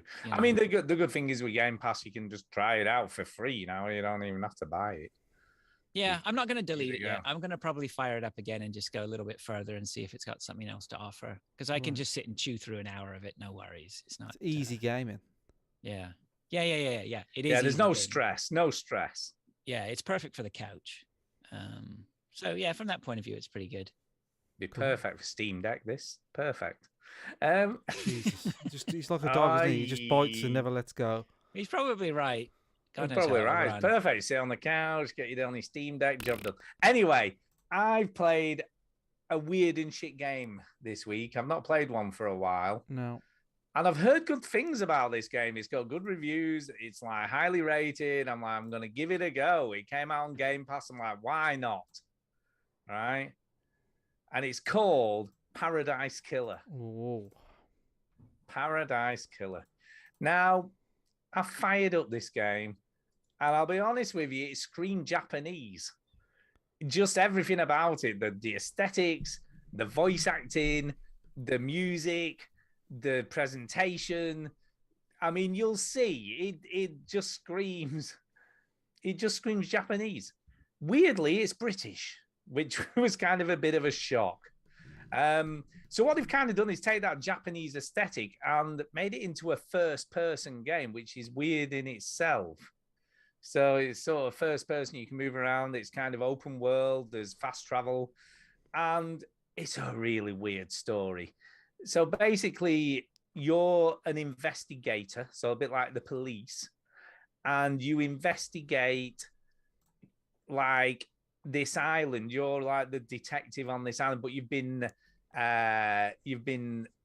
sent away into isolation because you fucked up, and a god took over your body and nearly killed everybody or something.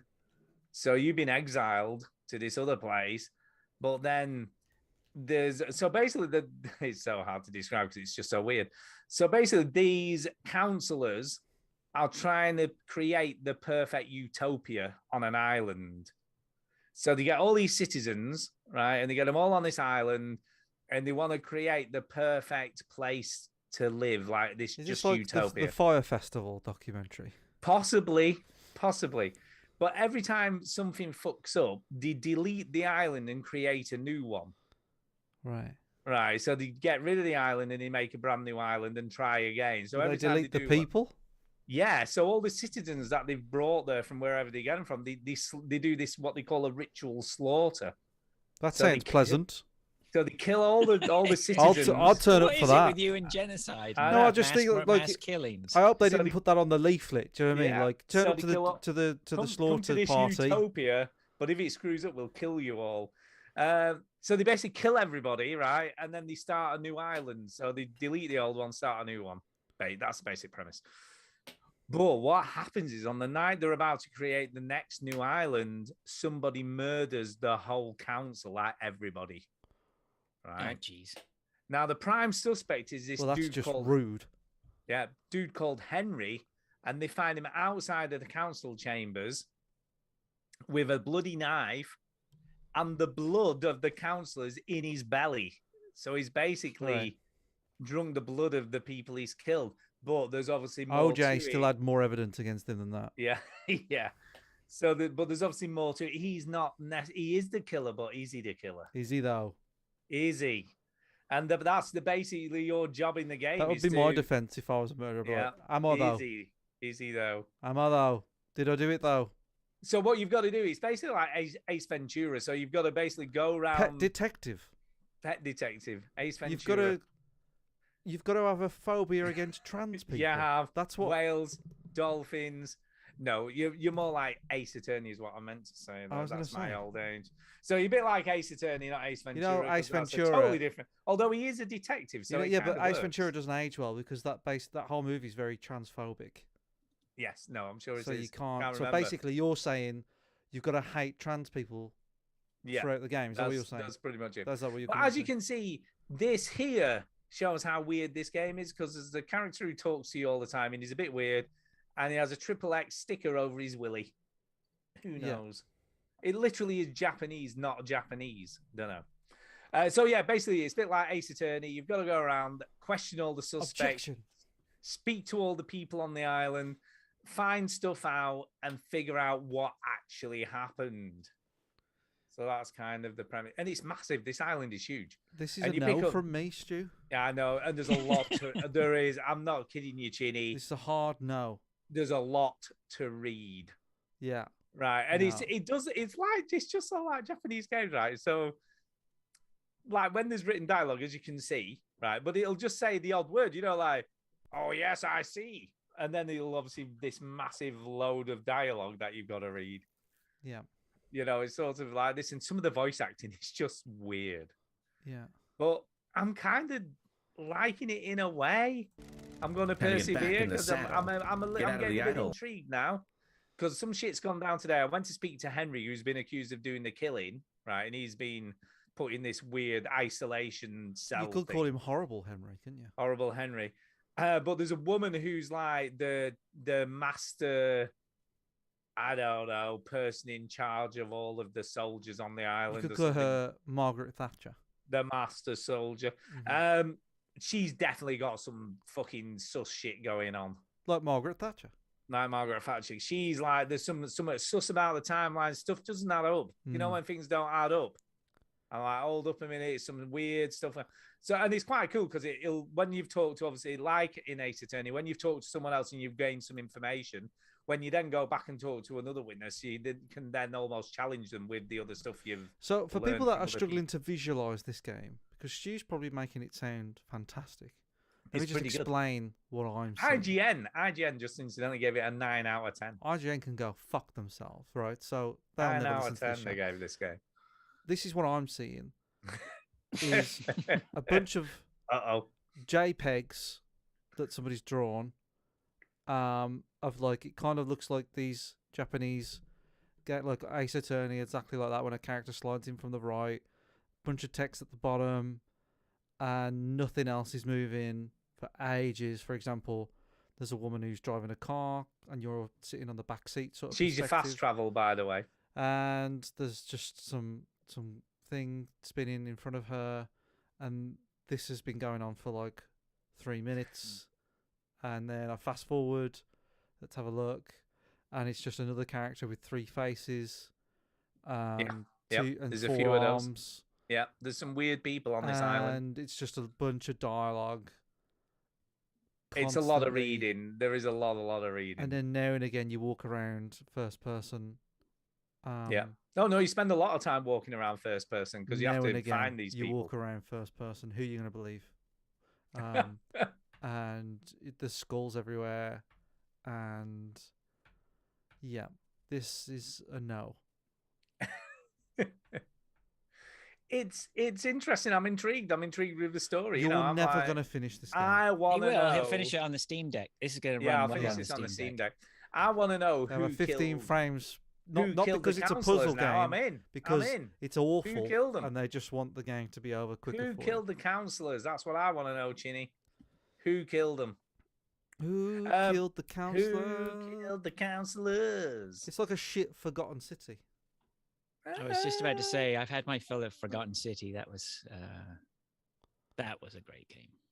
Yeah, I think this actually. Do you know? Now you come to mention Forgotten City. I think it's got some similar traits, to be honest. You don't say. I do. I think that there's a bit of that DNA running through this in a much weirder way. Well, Forgotten City was well received and popular. I'd be Forgotten surprised City, weird style. If it was based in some weird Japanese head, that's what this is. But no, honestly, I'm intrigued. I want to know who killed them. Who killed them, man? Who's the fucking culprit? Who killed the councillors? I want to know. Somebody just put it in chat. Yeah, please, just spoil it for him. Don't. I don't want to. It was you. It was you. As if anybody who listens to this live has any idea what this game is. They won't have even ever seen it before. They've probably saw it on Game Pass. I'm like, I'm not playing that weird shit. Correct. That's exactly. So you get blood crystals, by the way. I didn't mention the blood crystals. They're hidden all over the place. And you use those to unlock your fast travel points. That was worth saying. Just in case you ever want to play it, make sure you collect your blood crystals. Neil in the chat says he's completed it. Has he? Oh, I'm impressed. So good. Cool. Neil does like his weird fucking... Has he really? What was that game? For real? What was that game that like he was championing for like Game of the Year last year and he was like Inscription. What was it? Inscription, was that it? Yeah. And he was like, "You've got to play it." Oh my god! I'm like, Neil, calm. He hasn't. Stop By the way, you're giving me Stew vibes. No, well, sometimes you got to big up these weird games because sometimes they're gems in disguise. That's all. Ian Williams in the chat says, "No thanks."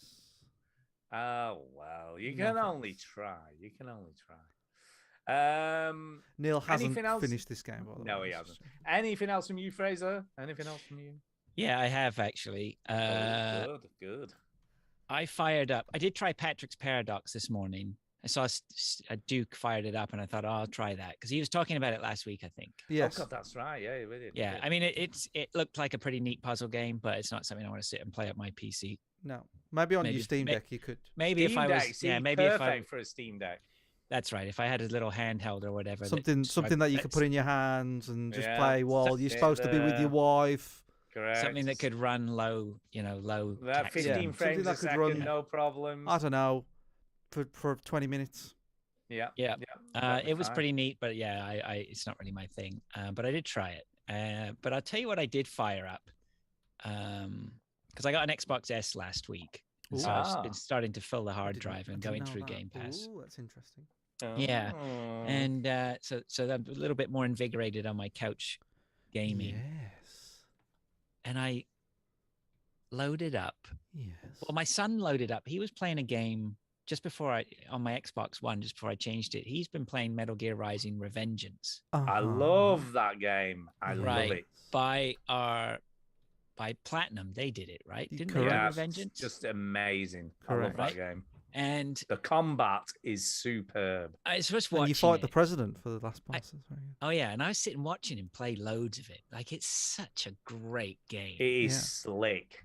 And then I was sitting there going through Game Pass and I was going, oh yeah, I think I'm going to give Vanquish a go. So I downloaded Vanquish. Oh, the great game. And I'm like, and to be honest, I mean, I started playing it again. I went through the tutorial, and I think I will play some more of it. I've got a sneaking suspicion I probably won't play a lot of it. I loved it when it came out.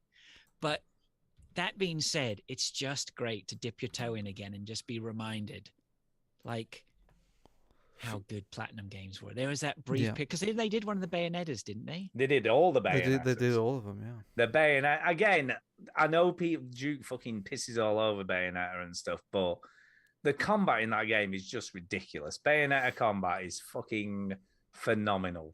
Right. It makes you feel amazing.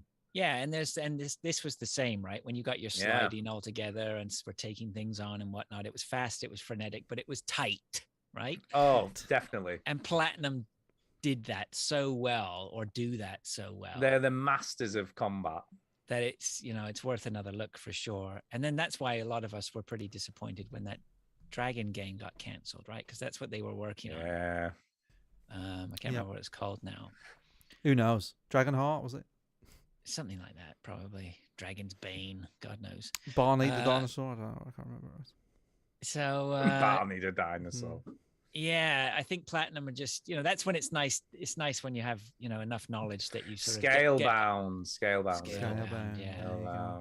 It's nice to be aware of these studios and follow what they do and have access to it as well. I didn't have to do, you know, all I did was press download. Yep. Came downstairs this morning. You know, the Xbox has downloaded it. It says, all right, we're just going to retrieve. Just hang on a second, please, caller. We're just going to retrieve your Xbox 360 information. And I had a completely different Microsoft experience than Stu. You know, they did what I needed them to do and made it all seamless. Getting the Xbox Series S set up was seamless. I just sort of plugged it in or whatever. I mean, there were some hardwiring issues, but that was my end. Well, actually, it was their end because they didn't have an optical out, but you know, whatever. Put in the Series S, it was just like, do you want to? Oh, we know you've got a load of stuff, you know, profiles saved in the cloud. Do you want us to load that up for you? Yeah. Like, yeah, please. And it did. Yeah. And okay, we're missing that next gen console experience where everything's new and there's a new user interface and everything's, you know, oh my God, it's so exciting. We're in the next generation. Okay, we haven't really got that. But I was quite thankful just to have a console that easily updated. And I could just carry on. You know, it feels like my Xbox One has just been given a whole new lease of life and been refreshed. Yeah. You know, that's where we are, I guess, with those consoles. But, yeah, the one I mean, that's what I've got, Series S, and it's fine. You know, I have no issues with it, and it's so small. Yeah, you know what I mean. When you look, it's such a compact little thing, and it's perfect. You know, stick it under the telly, jobs are good, and it just works. I'm looking at the Vanquish stuff here. I didn't even get into some proper fighting yet. So yeah, I'm not done with that. I'm gonna go back in and have some. I love how he has a cigarette to heal. Yeah, you never get away with that. It really was a different time, wasn't it? You'd never get away with that now. Yeah, can you imagine? It's showing its age a little bit, you know, for sure, obviously. But again, you know, it can get away with it, right? Because, definitely. Because, you know, the gameplay.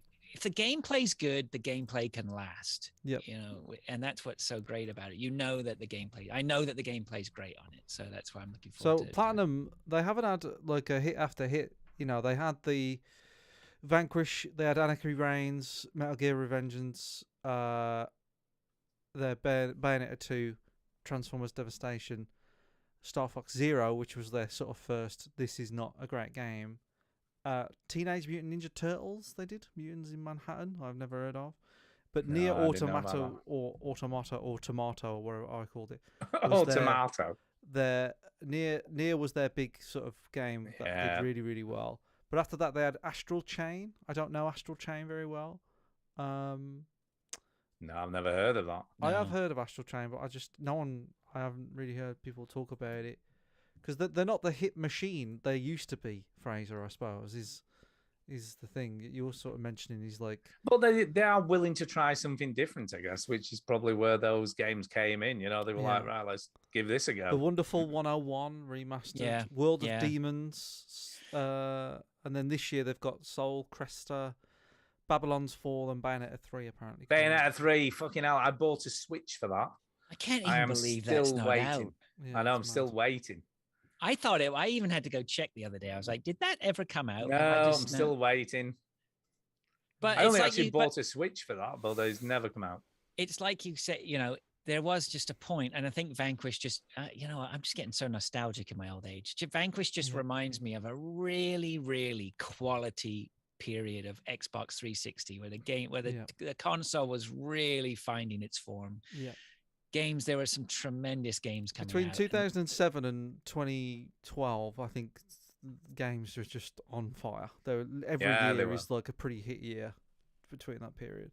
There were just so many good games. Also, I said a bit earlier, is the heyday of video games. Yeah, 2013 was like 2014 was notoriously a really bad year for video games. Not a lot came out. Like Shadow of Mordor came out, and that won Game of the Year. That was like the best game to come out. Yeah, which is mad when you think about it. Yeah, and I think Dragon Age Igigwig was also sort of like the big game that year. And I like that. I enjoyed that game. But 2013 was also the year that the new consoles came out, when the Xbox One and PlayStation 4 came out. So, yeah, like between 2007 and 2013 probably, because you got GTA 5 in 2013 and all that sort of stuff. And obviously there's been decent years in between. I think 2015 is because you're a big Metal Gear 5 fan, aren't you, Fraser? And I'm not, actually, I mean, I played it, Metal Gear 5, Solid 5 is the same as, I think, as Breath of the Wild is the same as now Halo Infinite, in that you have these tremendous open world games that, particularly Metal Gear Solid 5 and Breath of the Wild. You have two games there, which I spent anywhere between 100 and 200 hours each.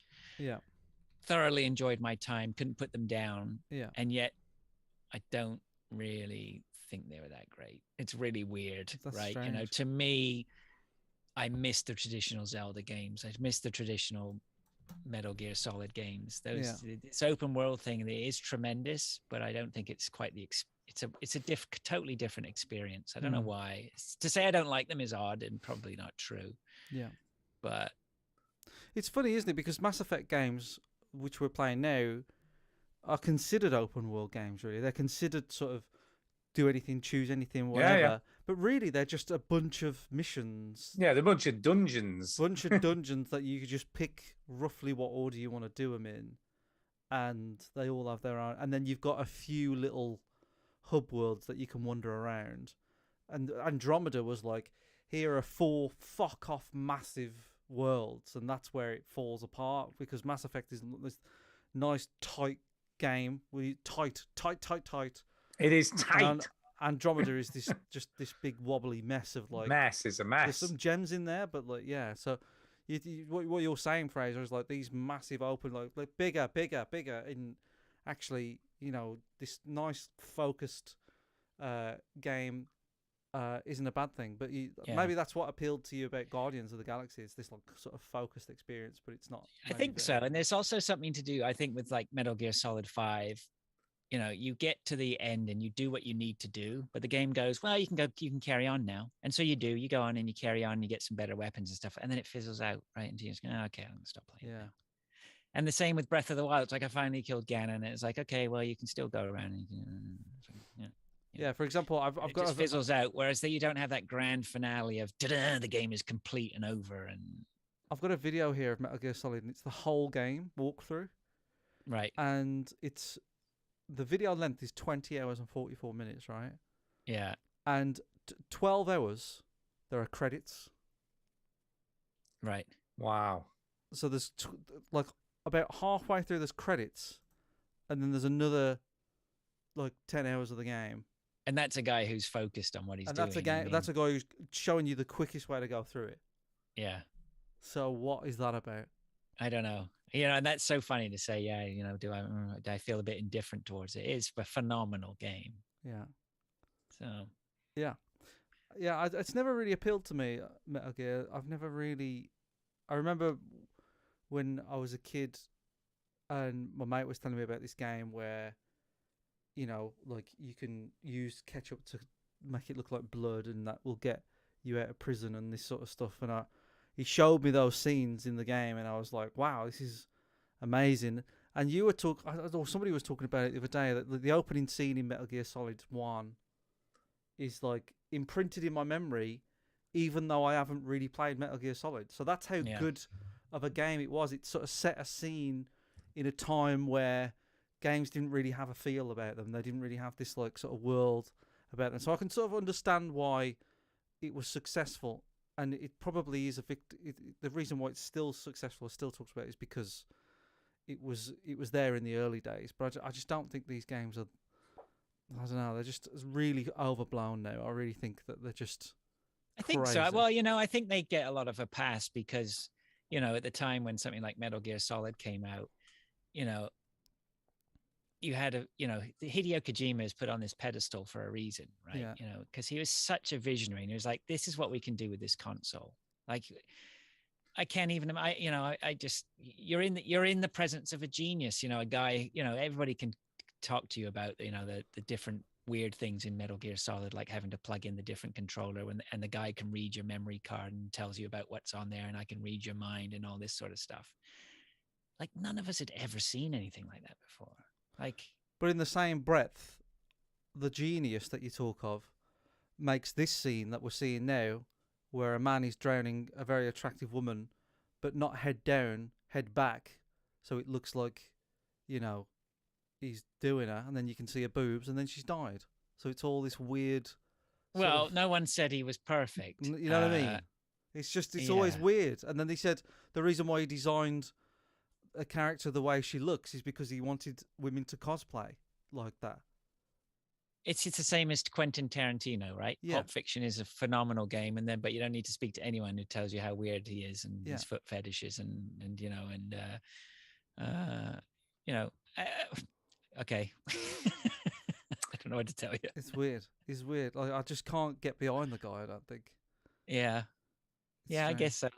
He is a bit weird. I mean, have you played Death Stranding, by the way? I have not got on with Death Stranding. That is just a weird game. Yeah.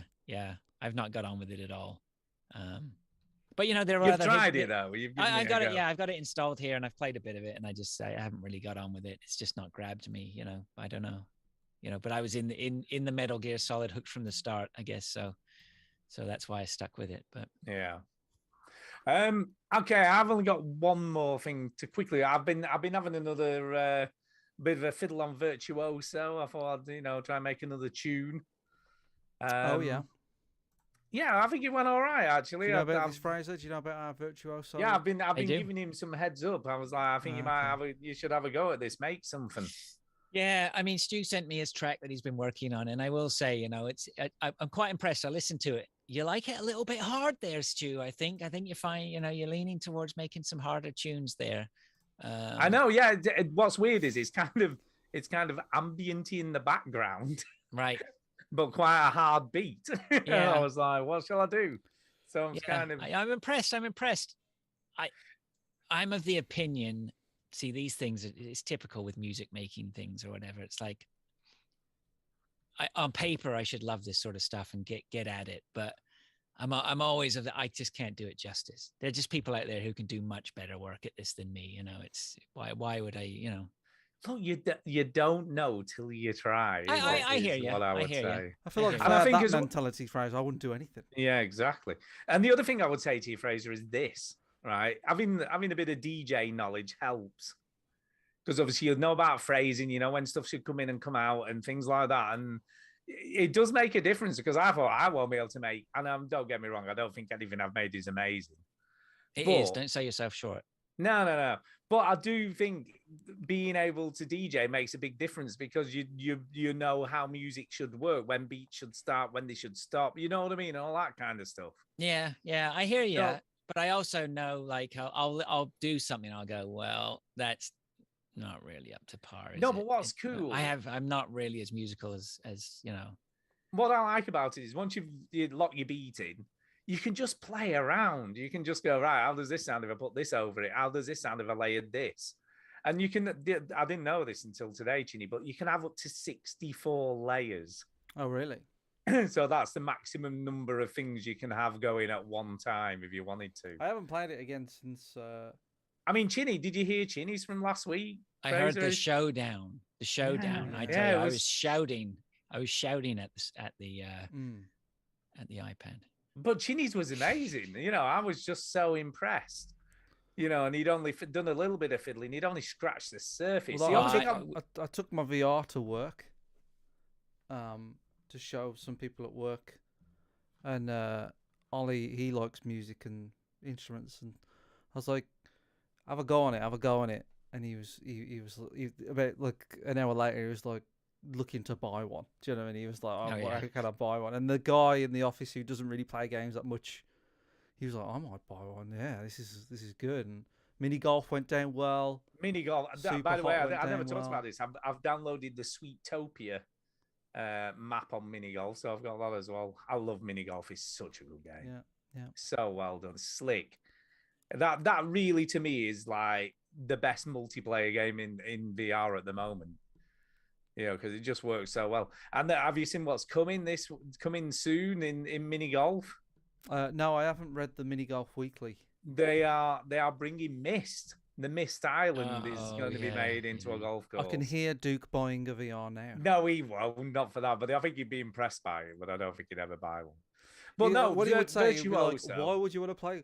Why would you want to play golf around that island? That's what he'd say. Yeah, Virtuoso. The only thing I would love it to have, what's kind of interesting, I read something today by someone in one of the reviews on Oculus had put, I just wish there was some more traditional instruments as well as the other stuff you've got, just like a piano or a guitar, even if it's just a sound, right, And he said, well, when we did the VR thing, we wanted it to be like a VR, like unique to VR sort of thing, which I kind of get. No, but sometimes you just want a traditional sound. Like today, when I wanted like a trumpety sound, which I kind of got. There is no reason for him not to put. And if he doesn't, Stu, somebody else fucking will. Yeah. So he might as well do it. You can have traditional instruments alongside your weirdo ones. That's fine. And give us the best of both worlds. Give us a weird package and a traditional package. Yeah. So he's going to do it anyway. He didn't say he's going to do it, but he did say there's a lot of new features coming and hopefully some timelines, which would make things a lot easier. So you can drop your stuff into timelines rather than relying on just turning things on and off at the right time when you're making a tune. But I tried to do a bit more free form stuff today. So I like bastard. I know the melody stuff that I played on it was kind of just doing it. I didn't. Is that a cat, Fraser? Is that a cat? That's my dog. That's your dog. That's a dog. So yeah, Virtuoso was really good. I'm really impressed with people at your office liked it, Chinny. That's cool. Yeah. But it's a cool little bit of tech for the price of entry. I think it's dog. Great. There's the dog. There's the dog. There's the dog. I think it's fine. Wow. Right. On that note, we have got a speak pipe and an email. And we're going to play it through mad technology means. Mad technology. Actually, we've been doing that long. My speaker's turned off. Need to get that back. Whoop, that's a noise meaning it's come on. Yeah, we're familiar with technology, Stu. We know it makes noise. I know, it's quite impressive, isn't it? Oh, there we go. It's connected now. Did you? But he does that every time. Fraser, even like the 40,000th time he's done it at home, he's like, it's connected. It's connected. Right, okay. We're gonna play it. I'll just need to get the link. So I feel like Duke now for messing with time. Right, here we go. Are you ready? Here it comes. Anytime now. Hey there, Veteran Gamers podcast. This is Dave Ernsberger calling in through your speak pipe. I started listening to your podcast when the pandemic erupted, and I've been enjoying it ever since. So keep up the good work. I'm calling in just to vent, I suppose, or at least share my view. I downloaded Elden Ring shortly after its release date, 25th of February, 2022. Google assures me. Based on all the great reviews, the strong coverage, Edge gave it a 10, and so on and so on. But something in me said I just wasn't going to love it. Though I downloaded it anyways, because you can't be part of the gaming discussion without understanding this year, at least what's happening in Elden Ring. I put off playing it, played everything I could in between. I played a lot of Kirby, finished that game. I finished platinuming Far Cry 6, and then finally sat down this week and started playing Elden Ring. Got as far as the cave of knowledge and knew it wasn't for me. Anyways, I just wanted to share that, get your take on it. I figured you'd understand where I'm coming from. Thanks. Catch you later. Great name. Great name. Well, the first thing you want to know is how long did he leave it for? Did he buy it on Steam and can he get the refund? Oh, yeah, there's the thing. Mind you, you've got a limit to how long you can have played it for. Yeah, how long? I think the fountain of knowledge thing probably took him quite a while, I would imagine. I don't know. I haven't got there yet. I've only played a bit of it, though, but I've probably played more than you're allowed to play before you can get a refund. It's a difficult one because I think the problem is it's almost been touted as this, if you didn't like Dark Souls, you're probably going to like this. Because it's a lot more accessible and it's a lot more that's not the way I heard it. But that's not. I hear this is Dark Souls 4 open world. That's what I hear. Yeah, that's pretty much what it is. I mean, yeah. I spent about. Neil says that the Cave of Knowledge is at the beginning of the game. Is that the first? Oh, is that when you do the tutorial thing? You see, I didn't do that to begin with because I thought it was a trap. So there's a tutorial that you just walk past, but this old dude goes, "You need to drop down in this hole," and it's like, yeah, right. Neil says, "Yep." Harley Dan says, "Yep." It's that. It's the tutorial hole. See, I didn't even know what that was called. Jesus. The tutorial hole. So there is a little boss fight in that, which I actually did first time, which I was quite impressed with. But yeah, it's just not going to be. It might be within the 2 hours though. It probably is. Oh no, it definitely will be if that's all he's done. There we go. You could definitely get a refund if you get it refunded if you bought it on Steam. It refunded. Buy a Steam Deck. Buy a Steam Deck and play it on that. Play it on that. Play it on the Steam Deck. It'll be a better game on that, Dave. Yeah. I'm not buying into it. I'm not buying into the Elden Ring hype. I can wait it out. I just feel like it's a fight that I'm not in, Fraser. Do you know what I mean? Like I'm not. It's like when the Celtics play the Rangers. I'm like, I don't know. Like whatever, man. Like you do you. I have no idea because it just doesn't affect me in any way. Yeah, but I think with this, there's been something that hasn't happened with the games. This has done what more than other games have done in terms of drawing people in on the it's probably the most on that popular... fear of missing out, right? It's like I gotta get on the hype train. And I think in a year where we don't have many games coming out as well, like that are like really big. Yeah. It is true. It's the biggest like game Halo so Infinite. I didn't think Halo Infinite it looked great and whatever, but I really, thank God it was Game Pass, right? And we could all be on the hype train and then realize that the train's a little bit crappy. It's a bit rickety, that train. Yeah. Rickety. No, I think you're right. It's not going to be for everyone, even though you think it might be, because obviously you've read things that say it's more accessible and all that kind of stuff. It's still, at its heart, it's still a Dark Souls game. I know. And if you were, if you're on the Steel podcast and listening to us, Neil droning on and on about it. The only thing every week, the only thing I would say is that makes it more accessible than the Souls games is the fact that there's like a save spot in front of every boss fight, basically. So, you can go off, get a bit stronger, then you just fast travel back to that point and you can have another go. So you're not constantly having to fight through a load of shit to get to the boss again. I mean, Neil has to fight through a load of shit when he talks about it on the show. Do you know what I mean? I bet he does. Just going on and on and on about it, But yeah, thanks, Dave, by the way. Great name. We like the name. I'm not gonna lie. I've said it to them. I'm looking forward to playing it, but it's not. I'll wait. I can wait. Yeah.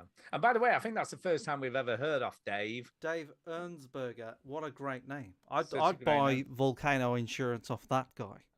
Yeah. Yeah. Well, I'm sorry you didn't get on with it, Dave. I wonder what's next. But it's weird though, Dave. Hang on, before we all hello, Dave. Dave. Come on, right. Yo, Dave. I'm assuming it's not the rapper, Dave. Right, no, so Dave. Dave the rapper. You bought it, you fell for it, and you knew you wasn't going to like it. And you didn't like it. Like, trust yourself, Dave. Dave, you need to believe in yourself. Trust your gut. For me, I don't know about you, Fraser and Stu, but sometimes I'll just see a game and I'm like, bam, I've got to play that. Like PUBG was one, Rocket League was another, where I'd see it and I'm like, oh my God, that's just blown my mind. I need to play that. I've got the itch to play that. But yeah, these days, Elden Ring, I hear people talk about it. I'm like, yeah, it sounds good. It looks pretty. It's nice, but... You see, as you know, I'm well aware I bought this game knowing that I probably won't like it.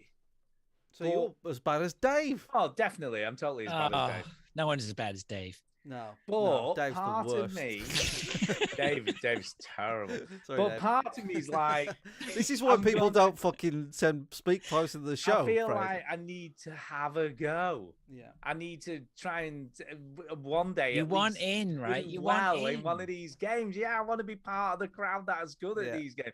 Though knowing I would never. So does Dave. You and Dave are alike. I never will be because I'm old and my reflexes aren't fast enough. Well, we don't know how old I press the wrong button. I don't think it's reflexes though. And I roll into the enemy rather than rolling away. You know what I mean? No, it's not. It's not reflexes. It's nothing. That's not a good excuse.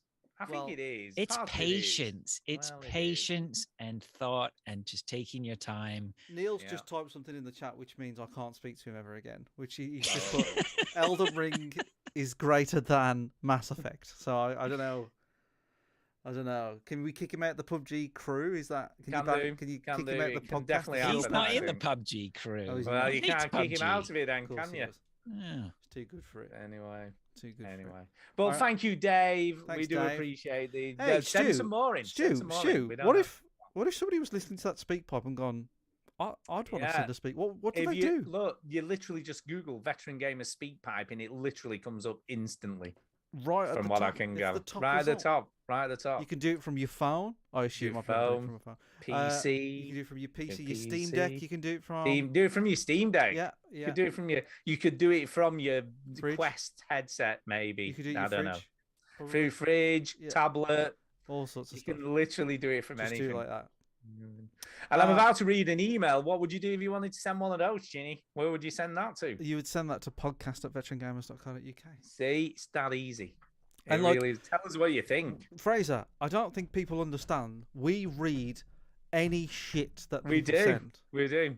Can I just say the email I'm about to read says, be careful with this message. Gmail could not verify that it actually came from this person. Avoid clicking links, downloading attachments, or replying with any personal information. So Stu on the show read this. has read out spam, Fraser. Do you know what I mean? Like, I'm going to read it out. He's read spam. I'm going to read this out. If you email the show, you'll be read out. You will definitely unless we miss it. But anyway, this email is entitled Bom Dia. Okay. Bom dia. I think that's hello in Portuguese, if I'm not mistaken. Okay. Bom dia. And it's from another great, can I just say another great name? I hope he doesn't mind me reading out his full name, but it's a great name. It's a great name. Gary Walker Jones. It's a double barrel name. I like that. That's got a nice punch at the end. It has. Gary Walker Jones. Jones. Gary Walker Jones. But yeah, cool name. Anyway, he says this. Good evening, gentlemen and veteran audience. Hello. Good evening. I was listening to last Sunday's show whilst walking the pooch and keeping her away from children. It's not that she would bite them or anything. It's just that she was not blessed with beauty and tends to scare them. She was a rescue dog. She was a rescue dog living on the streets here, almost starved to death, and so kind of us. We found her basically. See the picking, you'll know what I mean. And the dog's called Dobby. And it's a pretty scary. It's a pretty. You know when they have these. Hey, look at this picture of this dog. What? Let's have a look at Dobby. Have you got it up, Chinny? We got it up. Let me find it. Sure, all dogs are great. You can't look right. Yeah, my dogs are rescued too. I mean this in the nicest. Oh jeez. I mean this in the nicest Jesus possible Christ. way. But you know when they have get it off the screen. Ugly dog competitions in America. This is kind of like one of those. It's funny as well because I'm putting it on the screen and it says we are talking about Death Stranding, which is what looks like the dog. It's from Death Stranding. This is a dog. Yeah, look, that dog's got character. Yeah, I like it. I like the dog. Anyway, he says, I digress. I was listening to a show about the pricing of Game Pass and the new Sony Pass when you were applauding the fact that if you paid a upfront with Sony yearly subscription, it was significantly cheaper than the monthly fee. Not sure if you know, but this is the same with Xbox Game Pass if you're willing to perform a couple of extra steps. Are you ready for this? Okay. I was paying the monthly subscription of €12.99 for Ultimate. Not sure what the subscriptions are in Freedom Dollars or Boris Bungs. When I was told of the possibility of upgrading from Xbox Live Gold. Basically, you need to ensure your Game Pass subscription has expired and then purchase X amount of months of gold. Apply these to your Microsoft account and He's froze. Full of the gold months to Ultimate. We'll just pretend he didn't freeze. Carry on, Stu. Yeah. Did you hear any of that? You only froze for a little bit. Second. Yeah. Well, you see, it's very technical instructions. This so man. I thought my internet had crapped out again. I was having my heart rate went up a bit there. No. So, if you let your Game Pass lapse, right, and then buy, say, 3 times 12 months of Xbox Gold subscription, so like 3 years basically of Xbox Gold. Yeah. If you then buy 1 month of Game Pass Ultimate, it upgrades all of your. I'm just going to stop you there. You're losing Fraser. Are we? No, not internet wise. I mean, just emotionally. Oh, why? Because I could see your face, Fraser. You went like this. No, because I'm just thinking there. My face right there is just like that was at the start of Game Pass, wasn't it? When everybody piled on extra years. He's saying this is still a thing. I don't know whether it's still. I don't know. I don't know whether this still works or not. But the funny thing is, I don't understand why everybody I've bought my Game Pass in year chunks. It's definitely cheaper. Like that's how you save money, right? I mean, that's no different from the PlayStation. But then he says he basically applied these to his account. Then he bought 1 month of Game Pass Ultimate from Microsoft Store, which then upgraded all of his gold to Ultimate, keeping the same end date. Maybe. So he paid €145 and got 3 years of Game Pass Ultimate. Yeah. Where the regular price would have been €468. Saving him over €300. But I know, does that like work? I say, I don't know. I think we all did that I think a load of us did that at the start. I'm surprised it's still working, but if he's done it recently, fair play to him. Apparently 3 years is the maximum you can buy up front. You can buy 3 years of gold up front. So, you know, maybe just a year, and that year would cost €57 rather than €156. So it's all legit and above board. Microsoft even publicized the upgrade option. So apparently they do. They just want your money. They don't care. They just want your money. They don't care. Just take it. Worth looking into when renewal date comes around. I wish I'd have known that fucking 2 days ago. Anyway. Sod's law. Sod's law, that is. I've not forgotten about the Nando's question. Do you know what I said about Nando's? Did they have Nando's in Portugal? Oh, yeah. So obviously he lives in Portugal. So here we go. Are you ready? When I was in Lisbon, I didn't see one. Right, okay. I've not forgotten about the Nando's question. I must admit, I've never been in one. So I can't tell you if it's any good or bad. I would not think the British palate would find the traditional Portuguese food here in the north too appealing, to be honest. Why? I have been here 8 years and only just getting used to some of it. There is a lot of salted codfish, bacalhau. I'm assuming that might be right or wrongly pronounced. Recipes, as well as dishes containing offal, like cabidela, which is rice cooked in chicken blood and vinegar. It really is as bad as it sounds. Tripas eos malhos, which is tripe and offal, another nope. And it's all a pastel de natas, egg custards, and vinho verde, which is green wine. When I have a trip to the Blighty, I will make the effort to go to Nando's and get one down my neck, and I'll report back in. Yeah. Keep up the good work, gents. Look forward to the shows. GWJ. That's how he signed off. So there you go. So there's still no Nando's in Portugal. Still no Nando's in Portugal. So what's going on? As far as we know. It's a conspiracy. It's a conspiracy. Well, thanks for the email. It's a good email. Yeah, that's about it, by the way. We had a picture and a story and everything. We had a picture. We had a story. Yeah, so that's about it, guys. I think we need to do some shout-outs and get out of here. Oh, by the way, X-Rider said Duke looks better than before. There you go, just saying, Fraser. Yeah. So we will come to you, Fraser, first for your shout-outs. I'll just give a shout-out to the boys then. The Seal Podcast is our podcast. You can, by the way, Soul, did you see what Soul Brother put just out of interest? He put, wow, it's Fraser. I thought he stopped playing video games since there hasn't been a Game Punches in forever. I see. I'd moved on. He might not even know about the moved on. Yeah, yes. No. Yeah, see, Seal Podcast, we're up to 120 episodes now, so we're doing all right. We've been at it for, I think this is around about the third. We've done 3 years of it now. Wow! So time flies. Time does fly.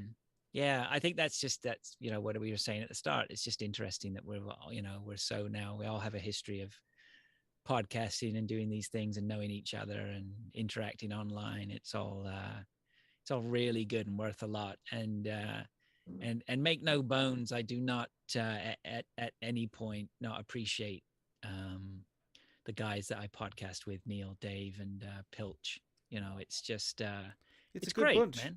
Yeah, we really enjoy it. And that's I get worried when Pilch joins the crew though, because he tends to kill podcasts, doesn't he? Do you know what I mean? He joins and then they finish. We're not going to let him kill it. No, he's not allowed to. No. But he's been a great addition. It's been great having him on board, and and Dave and Neil, I think it's just been great, right? We just sit and chew the fat. And if you've never listened to us, come on over.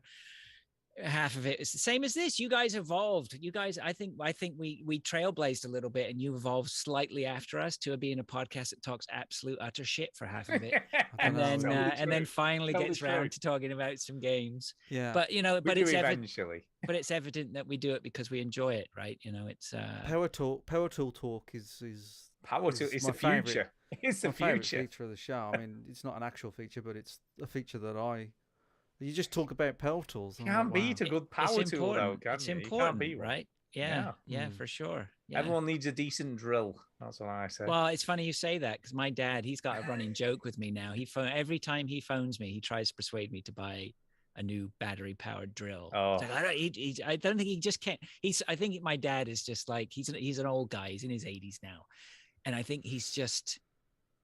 some things just fascinate him. It's just like the future is here, Yeah. And if you grew up like we did, back in the 80s or whatever, like battery powered stuff was pretty shit. Yeah, terrible. And now, my dad, the fact he can take a battery powered drill down to the allotment, a mile from the house, and he can attach, a circular saw to it and do all his jobs and come back. I mean, he's living in the future. He's living his best life. His mind is blown. His mind is blown. He's living his best life. So, the power, that's real life. I talked to him about power tools as well. It's great, right? Yeah. My dad just talks about automated cars a lot. He goes, they're everywhere now. Have you seen them, Mike? I went, no one's driving them. I've never seen one. Everybody's scared of them. Like, no. He's like, they're everywhere. They're trialing it in California. There's more driverless cars than driven cars. I was like, no, there isn't that. No. I see lots of videos about them, but they're all the videos where they don't do what they're supposed to. Yeah, when they run them over, which is the best part. Yeah. I didn't see that truck because it was the same color as the sky. But my dad is like, he's very similar age to your dad. He's coming up to 8. He's like 78, and he's just fascinated by technology and he embraces it, and he can't let it go. He's like, oh my God, like, isn't it amazing? And I'm like, I know this is where I'm going to be like. I know this is going to be me. We are like that though, because people, we can sit here and gush about a video game, and 90% of the population is probably just going, what the fuck are they talking about, right? Really? I mean, we were just talking about the golden era of video games, which was 2007 to 2013, and people are just like, we're talking about Elden Ring's out. Shut up. Yeah. Right. Shut. Chinny, over to you. Shouty outs. Something. Well, shout out to Marsh, my best mate Marsh. His birthday is on Tuesday. Happy birthday! Shout out to my little niece who is 3 years old. She caught COVID. Yes, and I was with her yesterday, so I don't know how that's gonna go. But hey ho, who knows? Hey ho, she's fine. And that's it really. I don't have anything else. Just Well, I will shout out Fraser for helping us out while Duke is off. Sell out. So thank you for that. I'm also going to shout out our first time speak piper. Yeah. Dave. Dave Dave. Oh, Dave. Dave. Good old Dave. Good old Dave. Good old Dave. Do you know, when you hear him speak, he does not sound like a good old Dave, does he? You know what I mean? Dave. Good old Dave. That's how you expect good old Dave to speak. So thank you, Dave. Very, very nice. He said he'd slick. He said he'd slick. Someone said he sounded like Greg. Someone said no, he's slicker than Greg. Greg. No, he sounded to me more like slicker than Greg. Oh geez, what was Boss Wave guy's name? Seth. Yeah, reminded me of Seth a little bit. Yeah, clean. Said he clean. You know, he did. Sounded clean. He could con me any day. And we'll shout out Gary, who has emailed in before, but I think it's quite a long time ago. Oh, was it? So, come on, pick it up, Gary. Come on, Gary Walker-Jones. Come on, Gary. Get him in a bit more often than every 6 months, eh? Just saying. Yeah. What are you laughing at? Little Dobby. Shout out the dog. Yeah, shout out the dog, Dobby. Someone said the dog. Neil said, "Is that dog from Elden Ring?" That's mean. That's mean. Oh, look! I bet Dobby's really cute here. I think he picked a photo that made his dog look ugly. Yeah. I'm sure that dog is very cute. I bet that dog knows he's living his best life now, and lets them know about it. That dog knows about automated cars. Well, that's about it for the show. We've no outro music, so I'm going to play my new track here. Ready? Here we go. Oh God. Here we go. It's coming. Oh, lovely. Listen to that. You don't get like. Imagine that somebody just released a song and just had an audio of them going, "Listen to that, Fraser. Listen to that." I've listened to it. The noise suppression is having a field day with it. Yeah. That tinkling noise. Oh yeah. It's beautiful. So this is what you was getting excited about coming onto the show for, Fraser. This is that beat though. You know, like Matey Boy there got excited about Elden Ring. Wow. Turns out it wasn't quite what I was expecting. Wow. Outro. I'm just sorry, Fraser, that it didn't live up to the hype.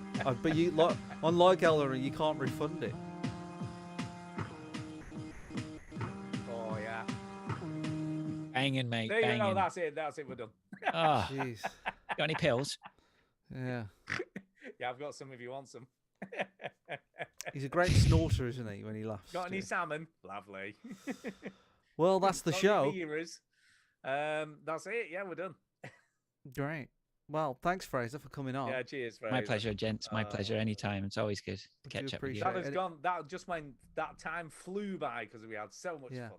I really look forward to speaking. I was happy that it was Fraser this week. Not that I don't like the other guests, but I just haven't spoken to you for ages, Fraser. And then you keep asking me to come on your show. I was like, this is the worst week to ask me. Don't ask me this week. But you know, I know it's almost like don't be fooled. We don't ask him every week. All right, you're making it sound like we're like begging you to come. No, on. But like when you do ask me, I'm like, oh no, not this one. Oh yeah, they want you, Chinny. They want you on the show. Once when we were desperate, we just at the 11th hour we asked him. Yeah, at least I gave Fraser 3 days notice. You know what I'm saying? Well, no, I'm just kidding. We're still like, you know, actually, that's the thing now. We have 4 of us, so finding opportunities to try and have guests on now is you don't want more difficult. That much. No, you don't want too many people. It's hard work. Yeah. It's hard work. Yeah. Rightio, I've got to go, guys. So thank you, gentlemen. It's been a pleasure. Yes. Thank you very much. Excellent. Are you all right, Chinny, sorting out the intro music and posting it, whatever? I'll do stuff. Yeah. Okie dokie. I will leave you all to it. Recording stopped. Oh, recording stopped. Recording. Radio, thank you all, and I will speak to you all soon. Thanks again, Fraser. Yeah, you're welcome, guys. Cheers. Thanks a lot. Thanks, everybody. Bye. Bye. Bye. Bye. Bye. Bye.